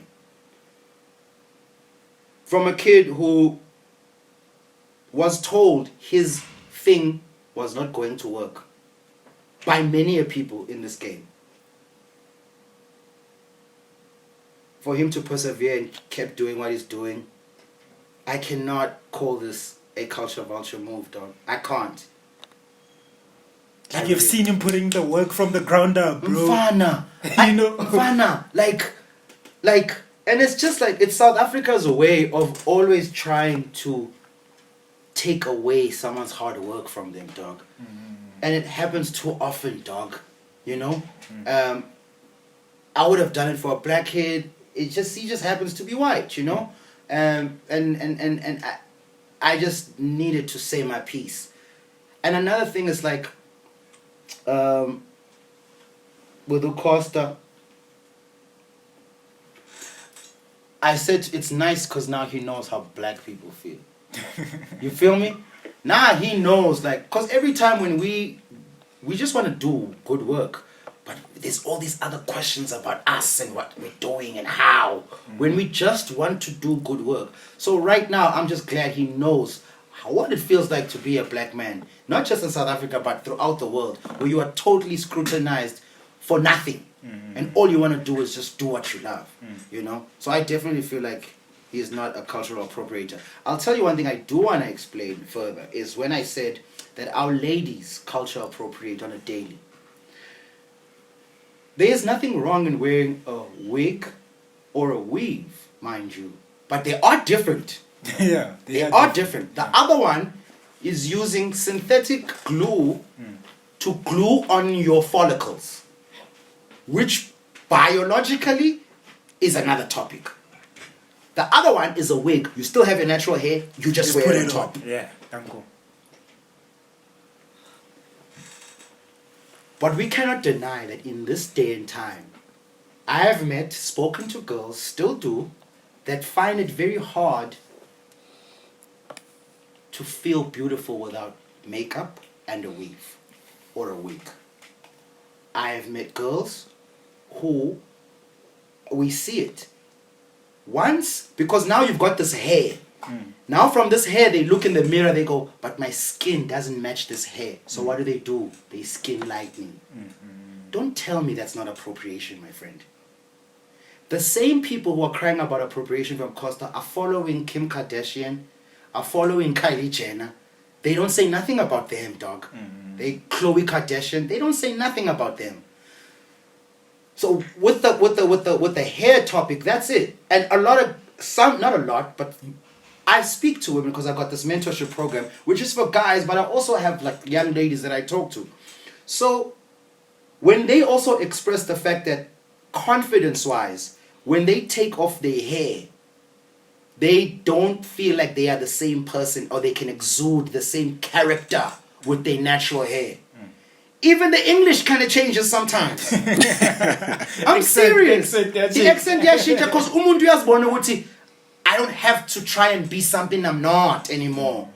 So let me not say for all ladies that was the case, but also the ladies cannot deny the facts that I'm proving and pointing out to you guys and saying that it's actually worse than cultural appropriation. You are now culturally assimilating ubulungu. Appropriating is just here. But when you assimilate from language to skin tone to lifestyle, where even yours doesn't look as attractive anymore because it's not sauces, it's not serviettes. Where you, in your household with your kids, cannot speak your own languages anymore because you feel like an African language coming out of your kid makes him look lesser. Don't fuck with me, guys. Don't lie to me. Let's address the real elephant in the room. You guys are not even culturally appropriating. You're assimilating another culture and making it your own. And you've done it so well. You've done it for so long. You don't even want to be questioned about it because it opens up a whole can of worms. I'm not scared of those worms. I'm here for them. Oh, but because I have sisters, ne? And they talk to me about things like when they go to workspaces, if they're not wearing that wig and nails, they're taken as they're not serious. Like, who are you talking to? Like, you know? Yeah. Like, would you say that also that applies with the people on the other hand, which look at you, they take you only serious if you have that hair or you have that nails, you know? That's also like a problem. Where they said we guys make them do that. The nigga that wants you like that, he himself is fucked. So if he wants you as a pro-European rather than pro-black, then the nigga that wants you is fucked. Then you, for pleasing that nigga, are fucked too. So in terms of the job, they said, okay, jobs, blah, blah, blah. I get that. But let's not lie to one another. How many of these women do it outside of just getting the job? No. Let's be honest. Let's not try and put smoke screens so that we can feel like we are right for doing what we are doing. If they were to work and took it off at home, I'd understand. But they don't. They even use it on the weekend. On the weekend. And let's be honest. And let's be honest. When these ladies with the lashes and the skin lightening and the hair and the bags and the heels, my nigga, I promise you, these girls say they're doing it for us, but you girls, some of you are lying. You guys are doing it to compete with other girls. It has nothing to do with us. We just take it as it is. We just take it as it is. Yes, there are a faction of guys that want it, but not all of us. Just like there are a faction of ladies that wear these things and don't attach their identity to these things. But there are a great faction of ladies that this thing has become the thing now. Yeah. So I get you guys saying that when you wear it to work, obviously work is Eurocentrized. I get that. But it's crazy how when you're coming out of work, you don't leave that character at work. You carry it with you in the house on the weekend. So don't lie to me and say it's for work alone. Some of this is for you too. And I'm just trying to get through to that truth. Okay, I want to talk about, let's just drift away from Yeah. that. I want to talk about your management deal with Soulistic. Yeah. And just Black Coffee as a figure in your life. How Yeah. did it come about and how did it happen? Actually, and what exactly do they do for you? Sure. The management deal with Soulistic, during COVID, they had interviews that they wanted to do with their talent. And the first one was Coffee. So I did the interview with Coffee, and then they talked to me afterwards like, yo, that went so well, man, you know. Would you mind doing these for us on the regular? I said, cool, you know. Now, on the first Music is King, Coffee had booked me to MC there. And I had a meeting with Soulistic Agency, and I expressed my ambitions to be wanting to be under their wing, you know. But it didn't happen then. So after we did all the interviews with the Soulistic people, and I'd done that well, in a stage where I needed management in my life to kind of elevate my visions and my ideas, they then loved how I carried all those interviews, obviously interviewing different people. Some were musicians, some were footballers, some were creatives and designers, fashion designers. So having that array of knowledge and carrying those interviews with like great zest, they said, we'd like to manage you. Then I was like, cool, let's do it, you know.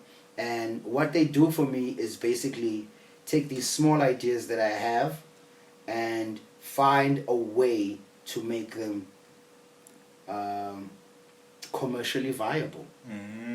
And because no matter what, dog, you can have the dopest ideas. If you don't have money, they just ideas. When your ideas meet a fiscal opportunity to get to be funded, then they become manifestations. They become things. You understand? Ye could be a dope guy, but all his shit would just be ideas. He needed Adidas. For sure. You know what I'm saying? Just like any creative will tell you. Even with music, you can have a dope song, dog. If you don't have money, dog, it's not going anywhere. It's not going anywhere, dog. You know what I'm saying?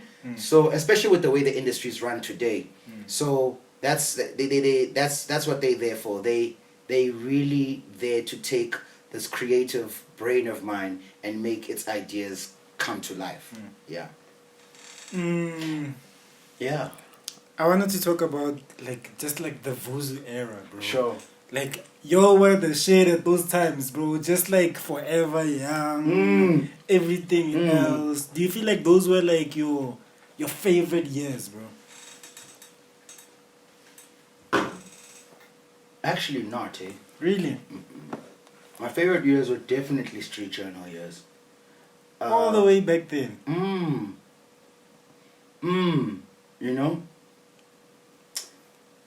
The Vuzu years were dope, but they weren't my favorite. Yeah. And you guys were traveling the world, just traveling all over the place.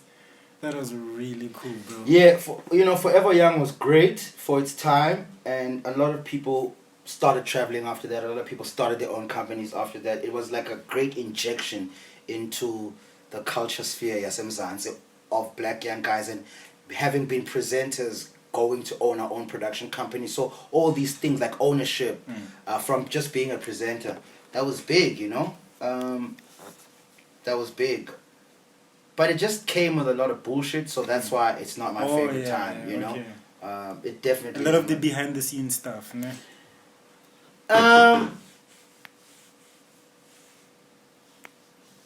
Yeah, it would be behind the scenes because it wasn't on the camera. It just came with a lot of shit, man. It just came with a lot of shit that killed its joy. So what happened to the company, though? The company, I left. You left? Yeah, I don't know what they're still doing now. I don't know who's still around in the company, but I definitely had to get out of there. Yeah. I mean, you've been a part of so many eras. Let's talk about BoyznBucks, because that was another era. Top 100 crews according to Rolling Stone. Yeah, dog. Yeah, dog. Rolling Stone top 100 crews, you bitch. Yo, that's heavy. How did you meet the guys, bro? How did I meet the guys, no? And how did you guys form the group? Oh, Sanele, I met him in high school already, in Durban. He used to play under 15 basketball, and he used to work at a shop that I used to go buy a lot of clothes from. It was called Idols in Durban. It sold trucker hats during the Pharrell era. It sold a lot of trucker hats, Rockstar t-shirts, so we were trying to emulate that look, so you'd go to that shop. So Sanele I met there. MK I met because when I came to Joburg to do Street Journal in 2006, he was working at the Magent store in Rosebank. And the Magent store was the store right where YFM, the office was. The radio station in Rosebank. Smiso knew Sanele, and I met Smiso through Sanele. Smiso is Cool Cat for those. Cool Cat, yeah. Bobesi I met in Joburg streets and the party streets because I was attracted to his dress code as well, and he was the first guy I saw in real life wearing Gazelles. If you know, you know. If you don't, you go Google. Spizy, Dr. Spizy is Sanele's brother. Upiko met later, maybe 2009, 2010-ish. We met because we used to hang out at the gallery, which was the Nike shop, which started in 2008. Nike didn't have the contract to run the World Cup. Adidas had the contract for the apparel of the World Cup. So what Nike used to do is arrive at places where the World Cup would be held 2 years prior to kind of fuck the town up. So that when the World Cup happens, even though the screens are saying Adidas, but the people on the streets are wearing Nike, you know? So that's where we used to hang out, and that's where I met Pico, because he used to come through there a lot. So who else? Who else am I? I'm not forgetting anybody. Ricky met us also through the gallery. You know, Ricky was in the north with Les at the time, ne? But he saw these out of town niggas, because you see, Joburg was very high school. Where did you go to high school? Which area do you stay at? And we were out of towners. Most of them are from Durban. I was coming from Port Elizabeth through Durban. MK was Hammanskraal. You know? So we never had that. We didn't know how things worked. You know what I mean? We were just into what we were into. So there was already a blueprint of what Les had established in the north and how you had to move, you know? So Ricky was a part of that. But he saw, and he kind of was like swayed by the commotion we were causing in the streets. You know? There was a place called Berlin in Melville on 7th Street in Melville. In 2008, they used to host like parties on Sundays and Thursdays, hip hop. And that's where we used to congregate after Gallery on 4th, which is on 4th Avenue in Melville. So niggas used to finish work there and we'd go party, you know. So that's where we met a lot of people. I met Ricky in those circles as well. So he kind of like saw like, yo, these niggas, they really got something going on with this whole other ethnic vibe, you know, because we couldn't rap. The person that started picking up a pen and rapping was Smiso. That's what got the attention to the crew, you know. I was on television already, but it wasn't a crew yet. We just were hanging out, partying, and we had something called the Jumble Rumble, where we'd book a venue, people would come with their old clothes, we'd sell clothes, we'd have a guy doing graffiti, and we'd just take pictures, and we'd have a DJ, you know, kind of like supplying what we wanted to have, but it wasn't there. And then I was doing a show called Top Shayela, and that's why I invented the term BoyznBucks. Really? You were the guy that was like, yo, you know, we spoke to Stilo, ne? And he was just like, yo, I don't know where that name came from. Yeah, but you were the one that was like, BoyznBucks. I birthed that name, dog. Straight up and down. And the logo. Really? Yeah. The name and the logo. Cause Top Shayela was all about these guys getting a lot of money and splurging, and they were showing us they splurge. So boys in box, boys in the box, boys and the box. That's exactly how the name came out, you know. So then our boys in the baka, our boys in the baka. So then back to the days. Back to the days, dog. So I then took that name and we used it on the crew, and then because at that time I was on TV. And I knew that these guys were so dope on the strength of them. Just if I could just get them access into mainstream and the mainstream could see like these avant-garde dope ass niggas who are just like me with their overseas knowledge, but they local rooting, you know. I knew that they deserved to be seen by the whole country, and I love the fact that like hip hop, you know, the crew gotta be represented, you know. So it wasn't like about me, myself, and I, because it had been about that for so long in my career. So now I was like, fuck, it's so dope to just be able to, you know, be a public enemy, you know, not just stand there alone. Because I also been watching these figures and these pictures, the public enemies, the NWA, you know what I'm saying? Yeah. All the DPG, Snoop, all the crews. It's never just one guy. So I wanted to depict that as well. So, and then I just used my mainstream influence and used my mainstream shows to then start talking about them and pushing them. And then the logo came because BoyznBucks. Okay, we've got a Y in there. The yen is currency. The dollar is currency. So BoyznBucks. I mean, perfect. Yeah. Perfect, dog. But like no one knew that. Only Stilo told us that you were like his manager or his boss at the time. No, you were saying that. Yeah, people don't know about you. That you were Amakip. Yeah. That you also a part owner of Amakip. I was working as a part owner of Amakip with Nkosana. Nkosana was living in Dobsonville, and Nkosana used to watch me on Slam Dunk. There was a show held in the hood called Slages. It was a hip-hop event on a weekly basis. I think it was on a Sunday, if I'm not mistaken. It was called Slages. So when I got to Joburg, my bosses took me to Slages. So I remember I had a trucker hat, black, with like Chinese writing. I was walking bare-chested. I had like wax denim Tommy Hilfiger jeans, and I was wearing the black and red Air Force Ones because I couldn't afford the Jordan breads then. But I had the black and red Air Force Ones. Then this nigga taps me on my shoulder. I look back, and it's this Nkosana guy. He also had dreads and a trucker hat. And I was wearing Vuzu jeans and some Nike SBs. Then he was like, yo, dude, man, I've been watching you on television. I can't believe I'm meeting you right now. I'm like, yo, man, nice to meet you. He's like, yo, man, I got some kicks at home, but I live here in Dobsonville. Do you want to come through and check the shit out? I was like, yo, let's go. Because I want to just buy shit so I could be fresh. Because I'm about to go on Street Journal.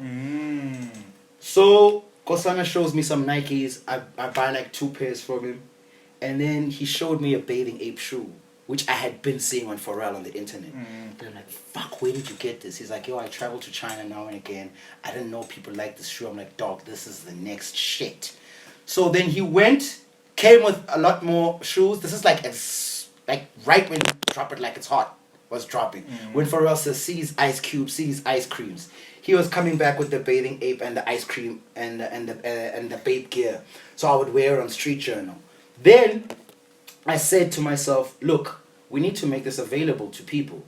It can't just be for me to just wear by myself. We need to make it available to people because I know Joburg likes things.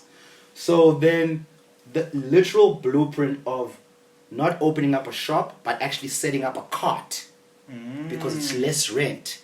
Plus, because the culture was so small in SA back then, it wouldn't help having a boutique shop like they used to have in the States. You need people to just see this thing because they're going to like it. So not having a boutique shop, putting a cart in a mall, that was me. And then saying to him, we need something that references food because the shoes were colorful, ice cream, BBC. So he came up with the name Amakip. But I was like, what? I was the reference of these popcorns. We need to have our logo. These popcorns are useful to these color schemes. Then he was like, oh shit, yeah, let's do that. Then he's like, they called Amakip. Then we ran with that, you know. Because Scopas wasn't good enough. Scopas. You know, nothing says SA like the Ama. That prefix of ama. Because there's a lot of ama. There's a lot of ama, dog. So that was the vibes, dog. Like that was really the vibes, you know. And we did well. We did amazingly well. So that's when I met Chuck.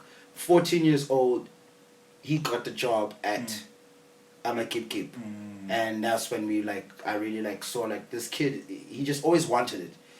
Chuck just also has that insatiable need to shine. Yeah. So that's dope. I feel like you were the father of the fade, bro. Like you had the fade before, before Kendrick, before. No, the high top dreaded fade. Yeah. Daddy birthday. Don't fuck around. And I remember because I used to have the long locks, right? Yeah. So I wanted to cut the locks. This is 2008.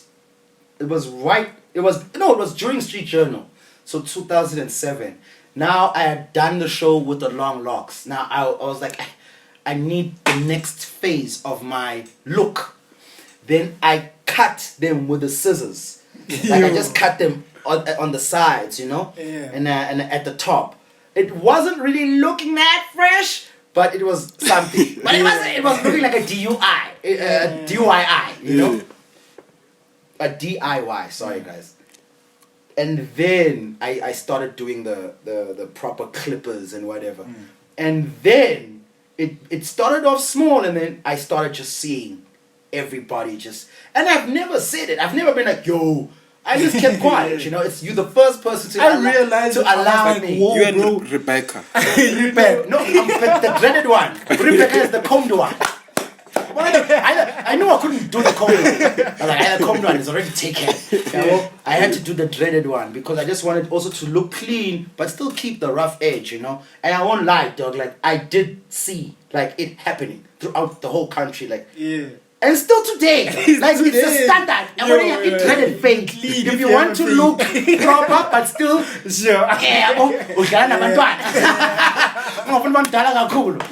dreaded fade, and there's nothing like it because Lana is shy smooth, and then here it's just beautiful, man. Yeah. It's just beautiful, and shout outs for that one, man. Shout outs for allowing me to actually revel in that, because Daddy did give you guys the dreaded fade, dog. Come on. But like, as much as you are influenced by American influence, you are also deeply rooted into your African culture, where you always like into like the raw Xhosa culture. I wasn't always into my raw Xhosa culture. During my years of being a preacher, from 2000 to 2003. I mean, the Bible tells you can't participate in traditional shit. The Bible tells you can't worship ancestors. You know, it says a lot of things about Africanicity and it speaks against it a lot. Now, my dad is cultural, my mom is religious. So, during those years, I had to go back home and tell my dad, I'm not going to be taking part in ceremonies, dog. I'm not there. I'm the last born and his only boy. But he allowed me. He's like, hey, cool, do your thing, dog. When I really decided to leave church, it was when I realized that I have no place as a black guy here. I don't see me here. And this thing doesn't make sense with what Black Thought is telling me. This thing definitely does not make sense with what M1 and Stickman from Dead Prayers are telling me. Actually, these guys are telling me that this thing is fucked up. And if I look at history and Pac and all the things that he's been saying to me outside of music and interviews that still reign true till today, because Tupac was one of the biggest influences in my life. That's where I've learned to be street and conscious, because he was that and multidimensional with the talent. So that's when I was like, I'm going to leave church. So I only got into my culture after I had denounced the church vibes. And then, because the roots and common really got me into books.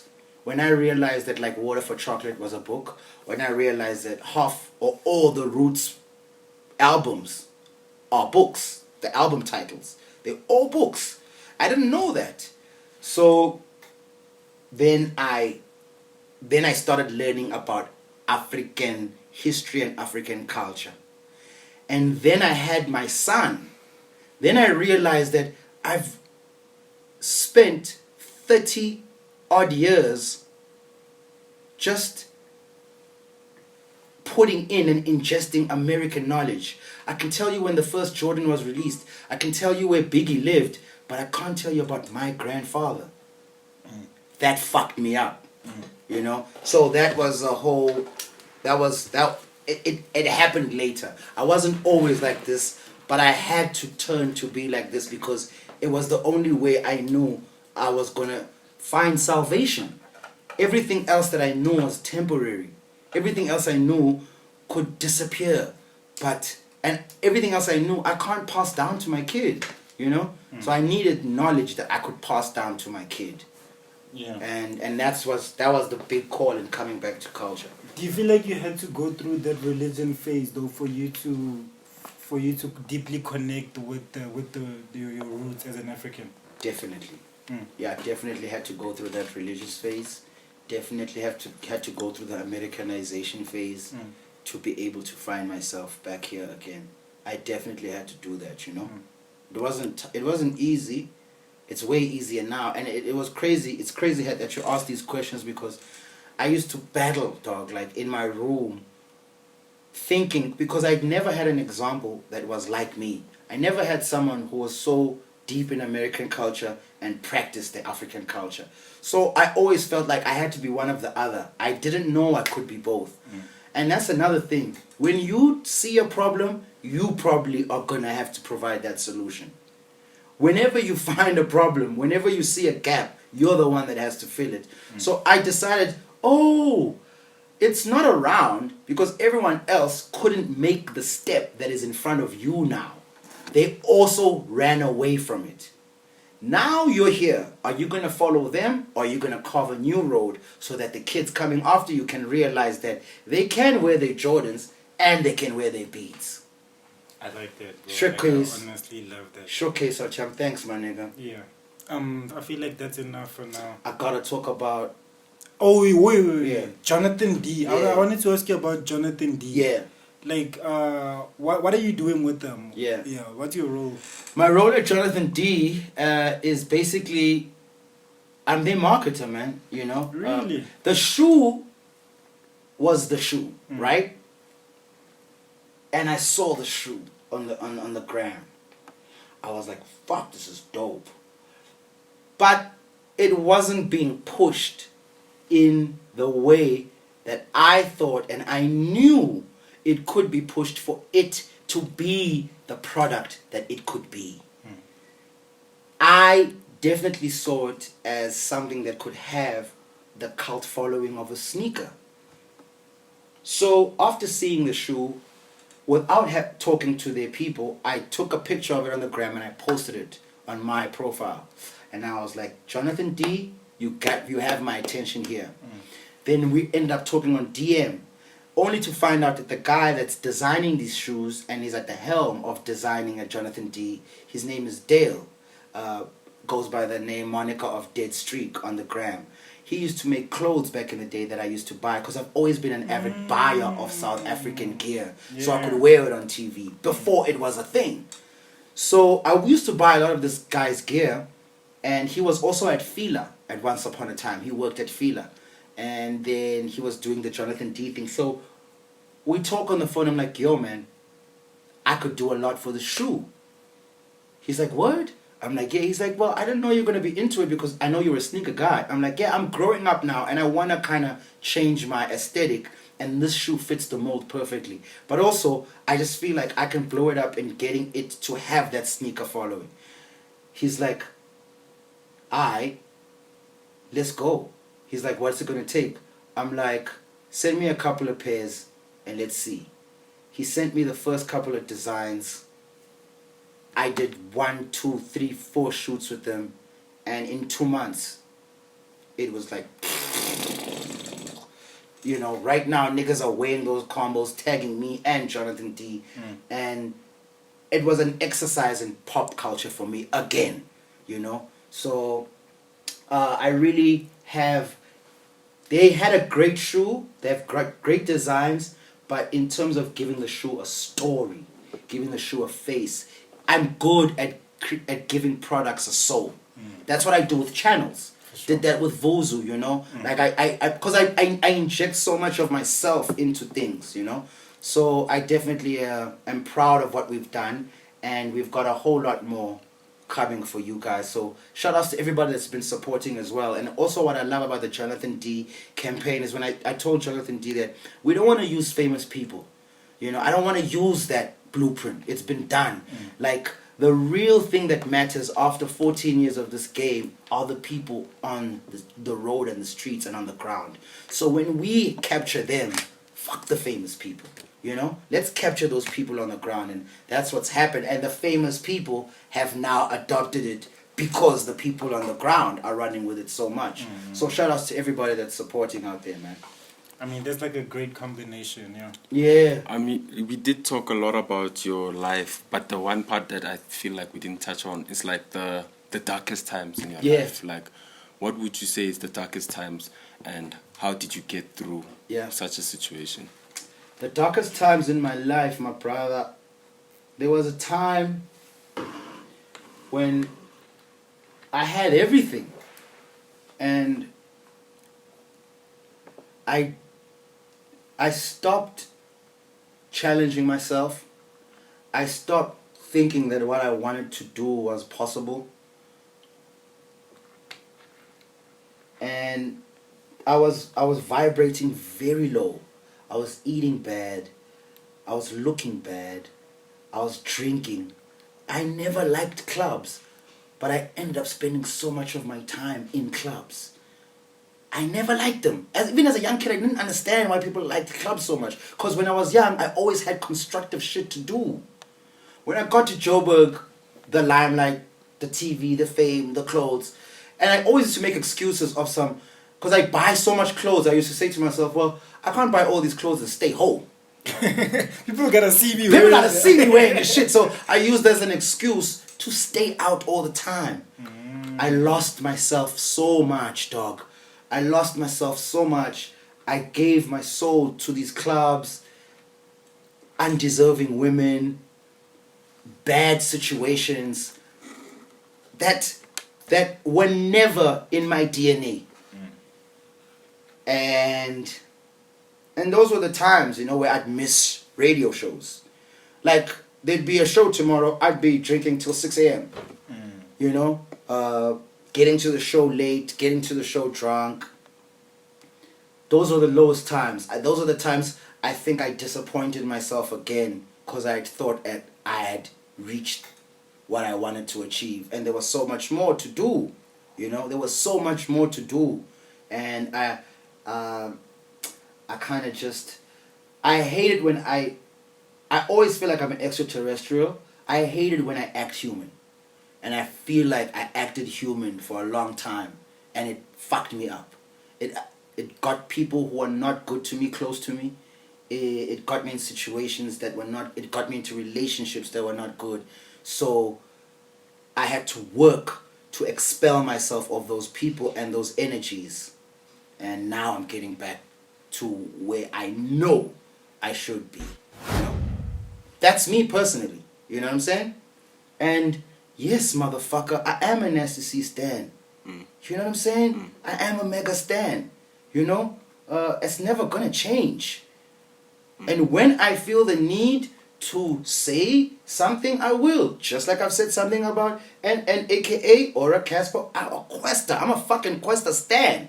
It hurt me to say that. I also think Questa should chill. You know? Because I do feel it was gotten a bit monotonous. It would be a Makwa beat, and then it would be... You feel me? So I was like, I need something different now. You know? So why... My question is, why is it a problem when someone who has achieved congratulates or elevates someone else? Which is what Black Coffee is about. You know? It's like hip-hop is very egotistical. So you don't get an arena in hip-hop where a dope person lives... Because we've also not seen it in SA hip-hop. All the top guys are fighting each other. The kids don't have an example of someone in hip-hop who's just going to uplift. Which is why I love Coffee. It's like, yeah, I'm dope, but that doesn't mean you can't be too. You know? And hip-hop doesn't like that. Because, you know what I mean? It really kind of quickly like... forget you. You become boring. They feel like a hip-hop artist was dope. If I am AKA and I say, yo, Casper's dope, they feel like the companies are now going to start looking at you and not me. You feel like you're taking away the spotlight. Basically. So that's why they can be cool with people from other genres, but never be cool with people from inside their genre. So, but then how do you feel about this whole fight? Is it worth it? The fight The between. boxing match. I Okay, think it's Casper. fucking worth it for South African entertainment, for the culture. Like which other genre can have, my nigga? Which other genre can spread money like hip hop? Mm. Do you understand that those people, where you say UFC, whatever is gonna host that fight, they wouldn't be doing that if it wasn't economically viable for them. Which other genre can have shows and people that are not artists getting money from talking about it?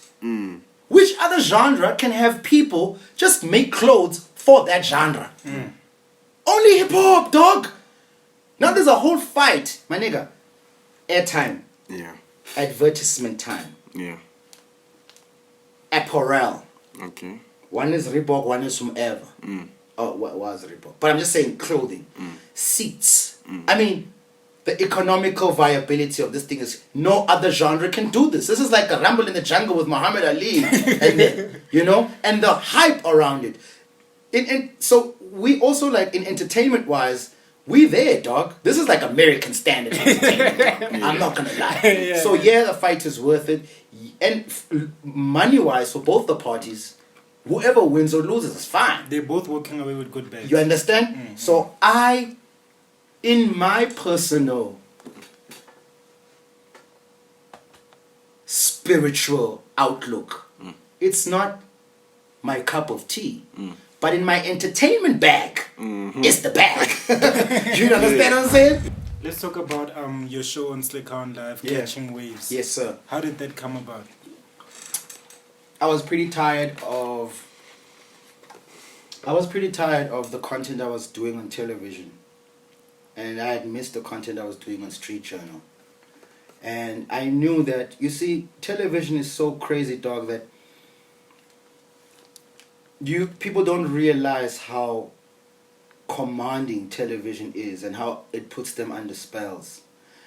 There is something in English, it's called etymology, which looks at breaking down words and the source of words and why a word is used.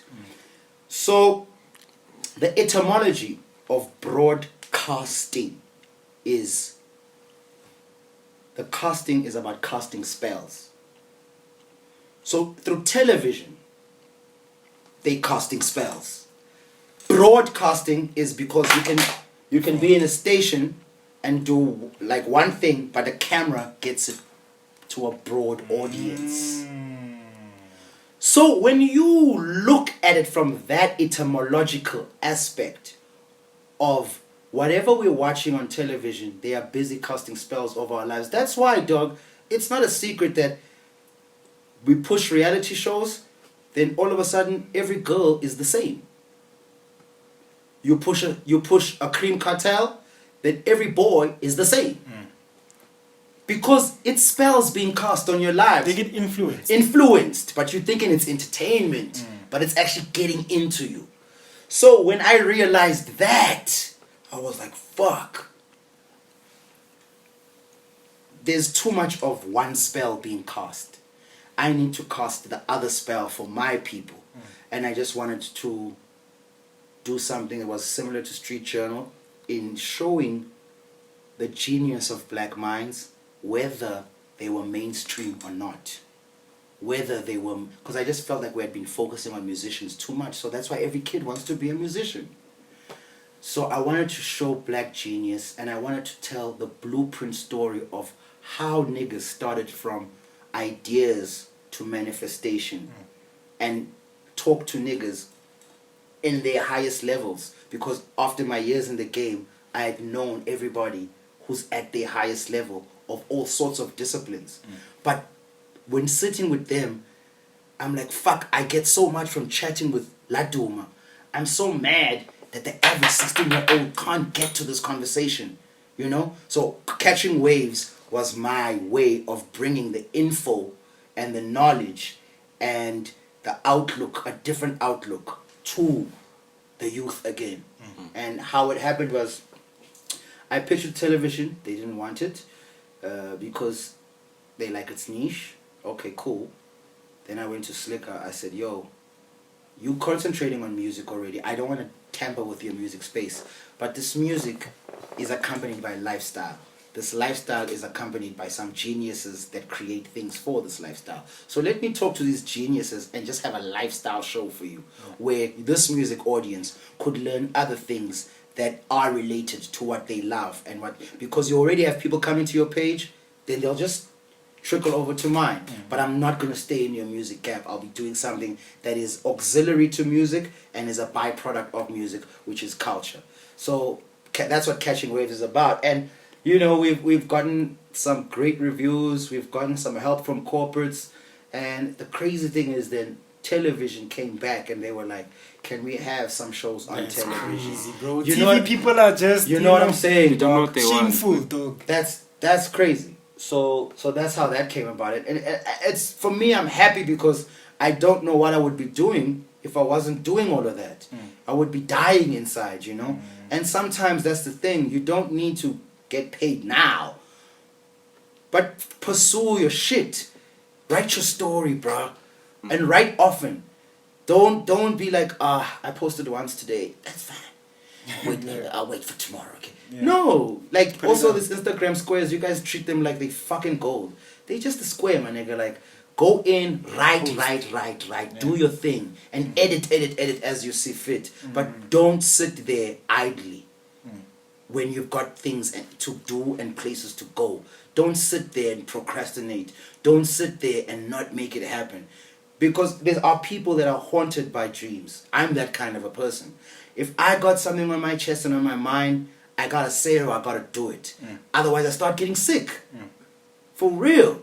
So those are the things that I would implore you guys on. I know I'm not the only one like that, but maybe you guys haven't heard it being spoken. So do your thing.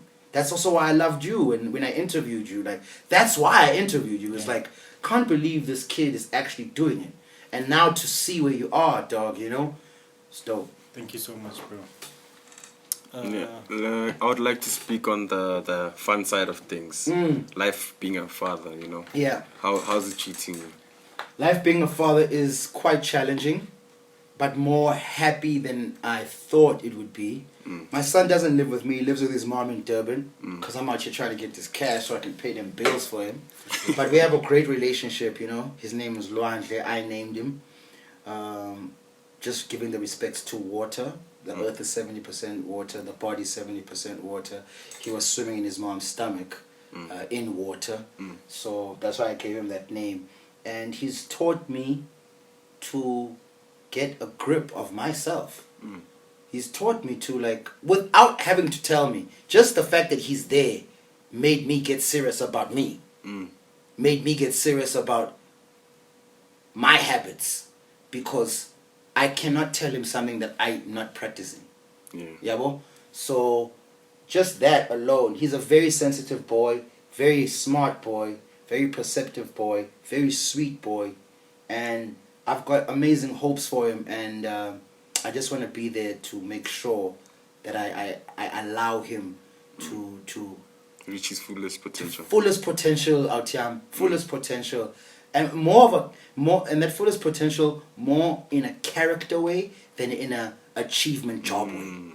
I definitely want him to be a character that is above even what I think I am. More than him getting a dope job or whatever, you know. I just want him to be a deeper improvement of me. Yeah, that's dope. I wanted to ask you this, actually. Like, why do you type in all caps? You know, at first I thought, maybe he just tweets like that or something. And then I spoke to you in the DMs. I'm like, he's still typing like this. I type in all caps, SMSs, emails, even work. All of that. Emails, yo. Is it Why? enthusiasm? You know, when I read like caps, I feel like someone is shouting. You know what I mean? And there was also another trick about it. So I'm going to try and explain it properly. So, reading that book, it's called Steve Jobs by Walter Isaacson. Steve Jobs was entering a computer world where Bill Gates was dominating, and Dell and all the other companies. And he was a new kid in there. And he decided that he would make a computer different. Not just by its shape or color, but also the fonts that it could use. Because Mac was really for the graphic designers. The Dells and the Microsofts were really for programs for some other non-creatives. Because Steve Jobs was a creative at heart. So he wanted to make a a computer that would be so usable for graphic designers. So that's where the fonts came in. He even changed how the fonts would look. So when I was reading this, I was like, oh shit. At this time, Twitter was a big thing. And still is, I guess. So I was like, again, the urge to stand out reigns supreme in me. So when I saw when you see your timeline on Twitter, everybody's block is the same. Everyone's got the same writing. So I was like, a way to stand out on this Twitter thing is to start writing in caps. Because when you scroll, you're just going to stop. You don't have a choice. You're like, what is this just guy to saying? read, and then later you might agree with what I'm saying or not. So just by virtue of me wanting to stand out, let me start with that. And then while I was doing it, people started asking me why. And then I thought to myself, what a great exercise, again, in swimming upstream. What a great exercise in doing the opposite of what people want and sticking to your guns. Just so, because I can. Just because. Yeah, because I like turning things on their heads, you know?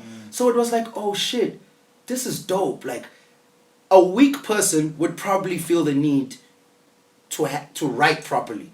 But I'm saying, fuck it.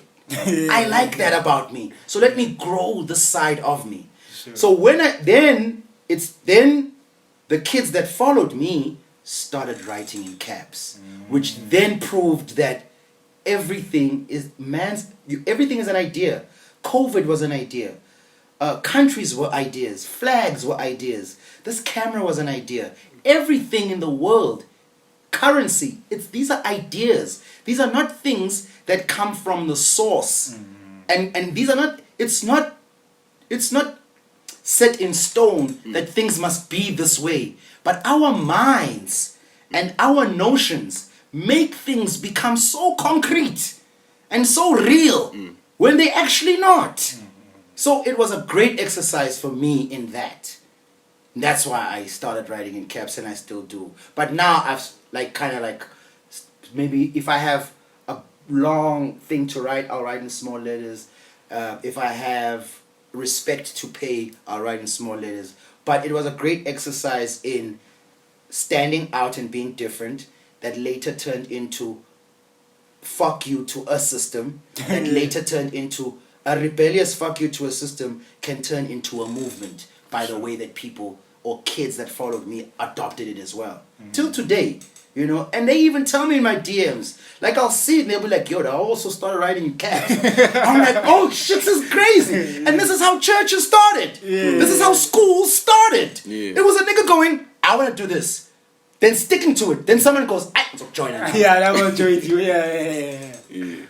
That's crazy. Yeah, it was a great interview, fellas. It's not. I'm not saying it's over, but I'm just saying I've loved fucking answering these questions, man. I mean, I have like one more question. No, go ahead. I don't know if it's like appropriate, but I just wanted to ask, like, did you date any famous women in your time in the industry? Date? No. Sexual relations? Yeah. Clean. I just famous famous women being in this industry, you just know. You just know, like you being the kind of guy that I am, you know, you just know that it's not the one for It's not a good idea, ne? I wouldn't say for me, you understand, because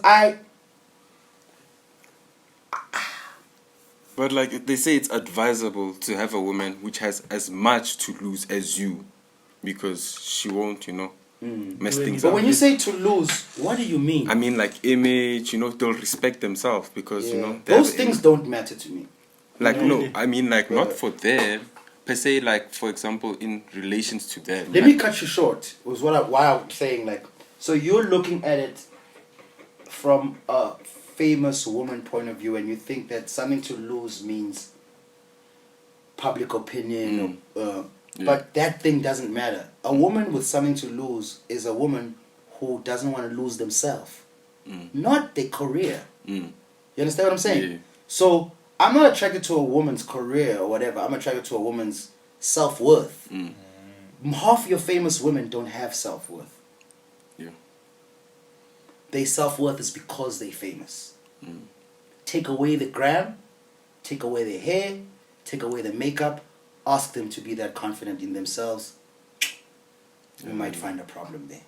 So when you say, yes, you know, you want to be, but even when you're dating someone or when you want to, you got to put what you do aside. It's about who you are, not what you are.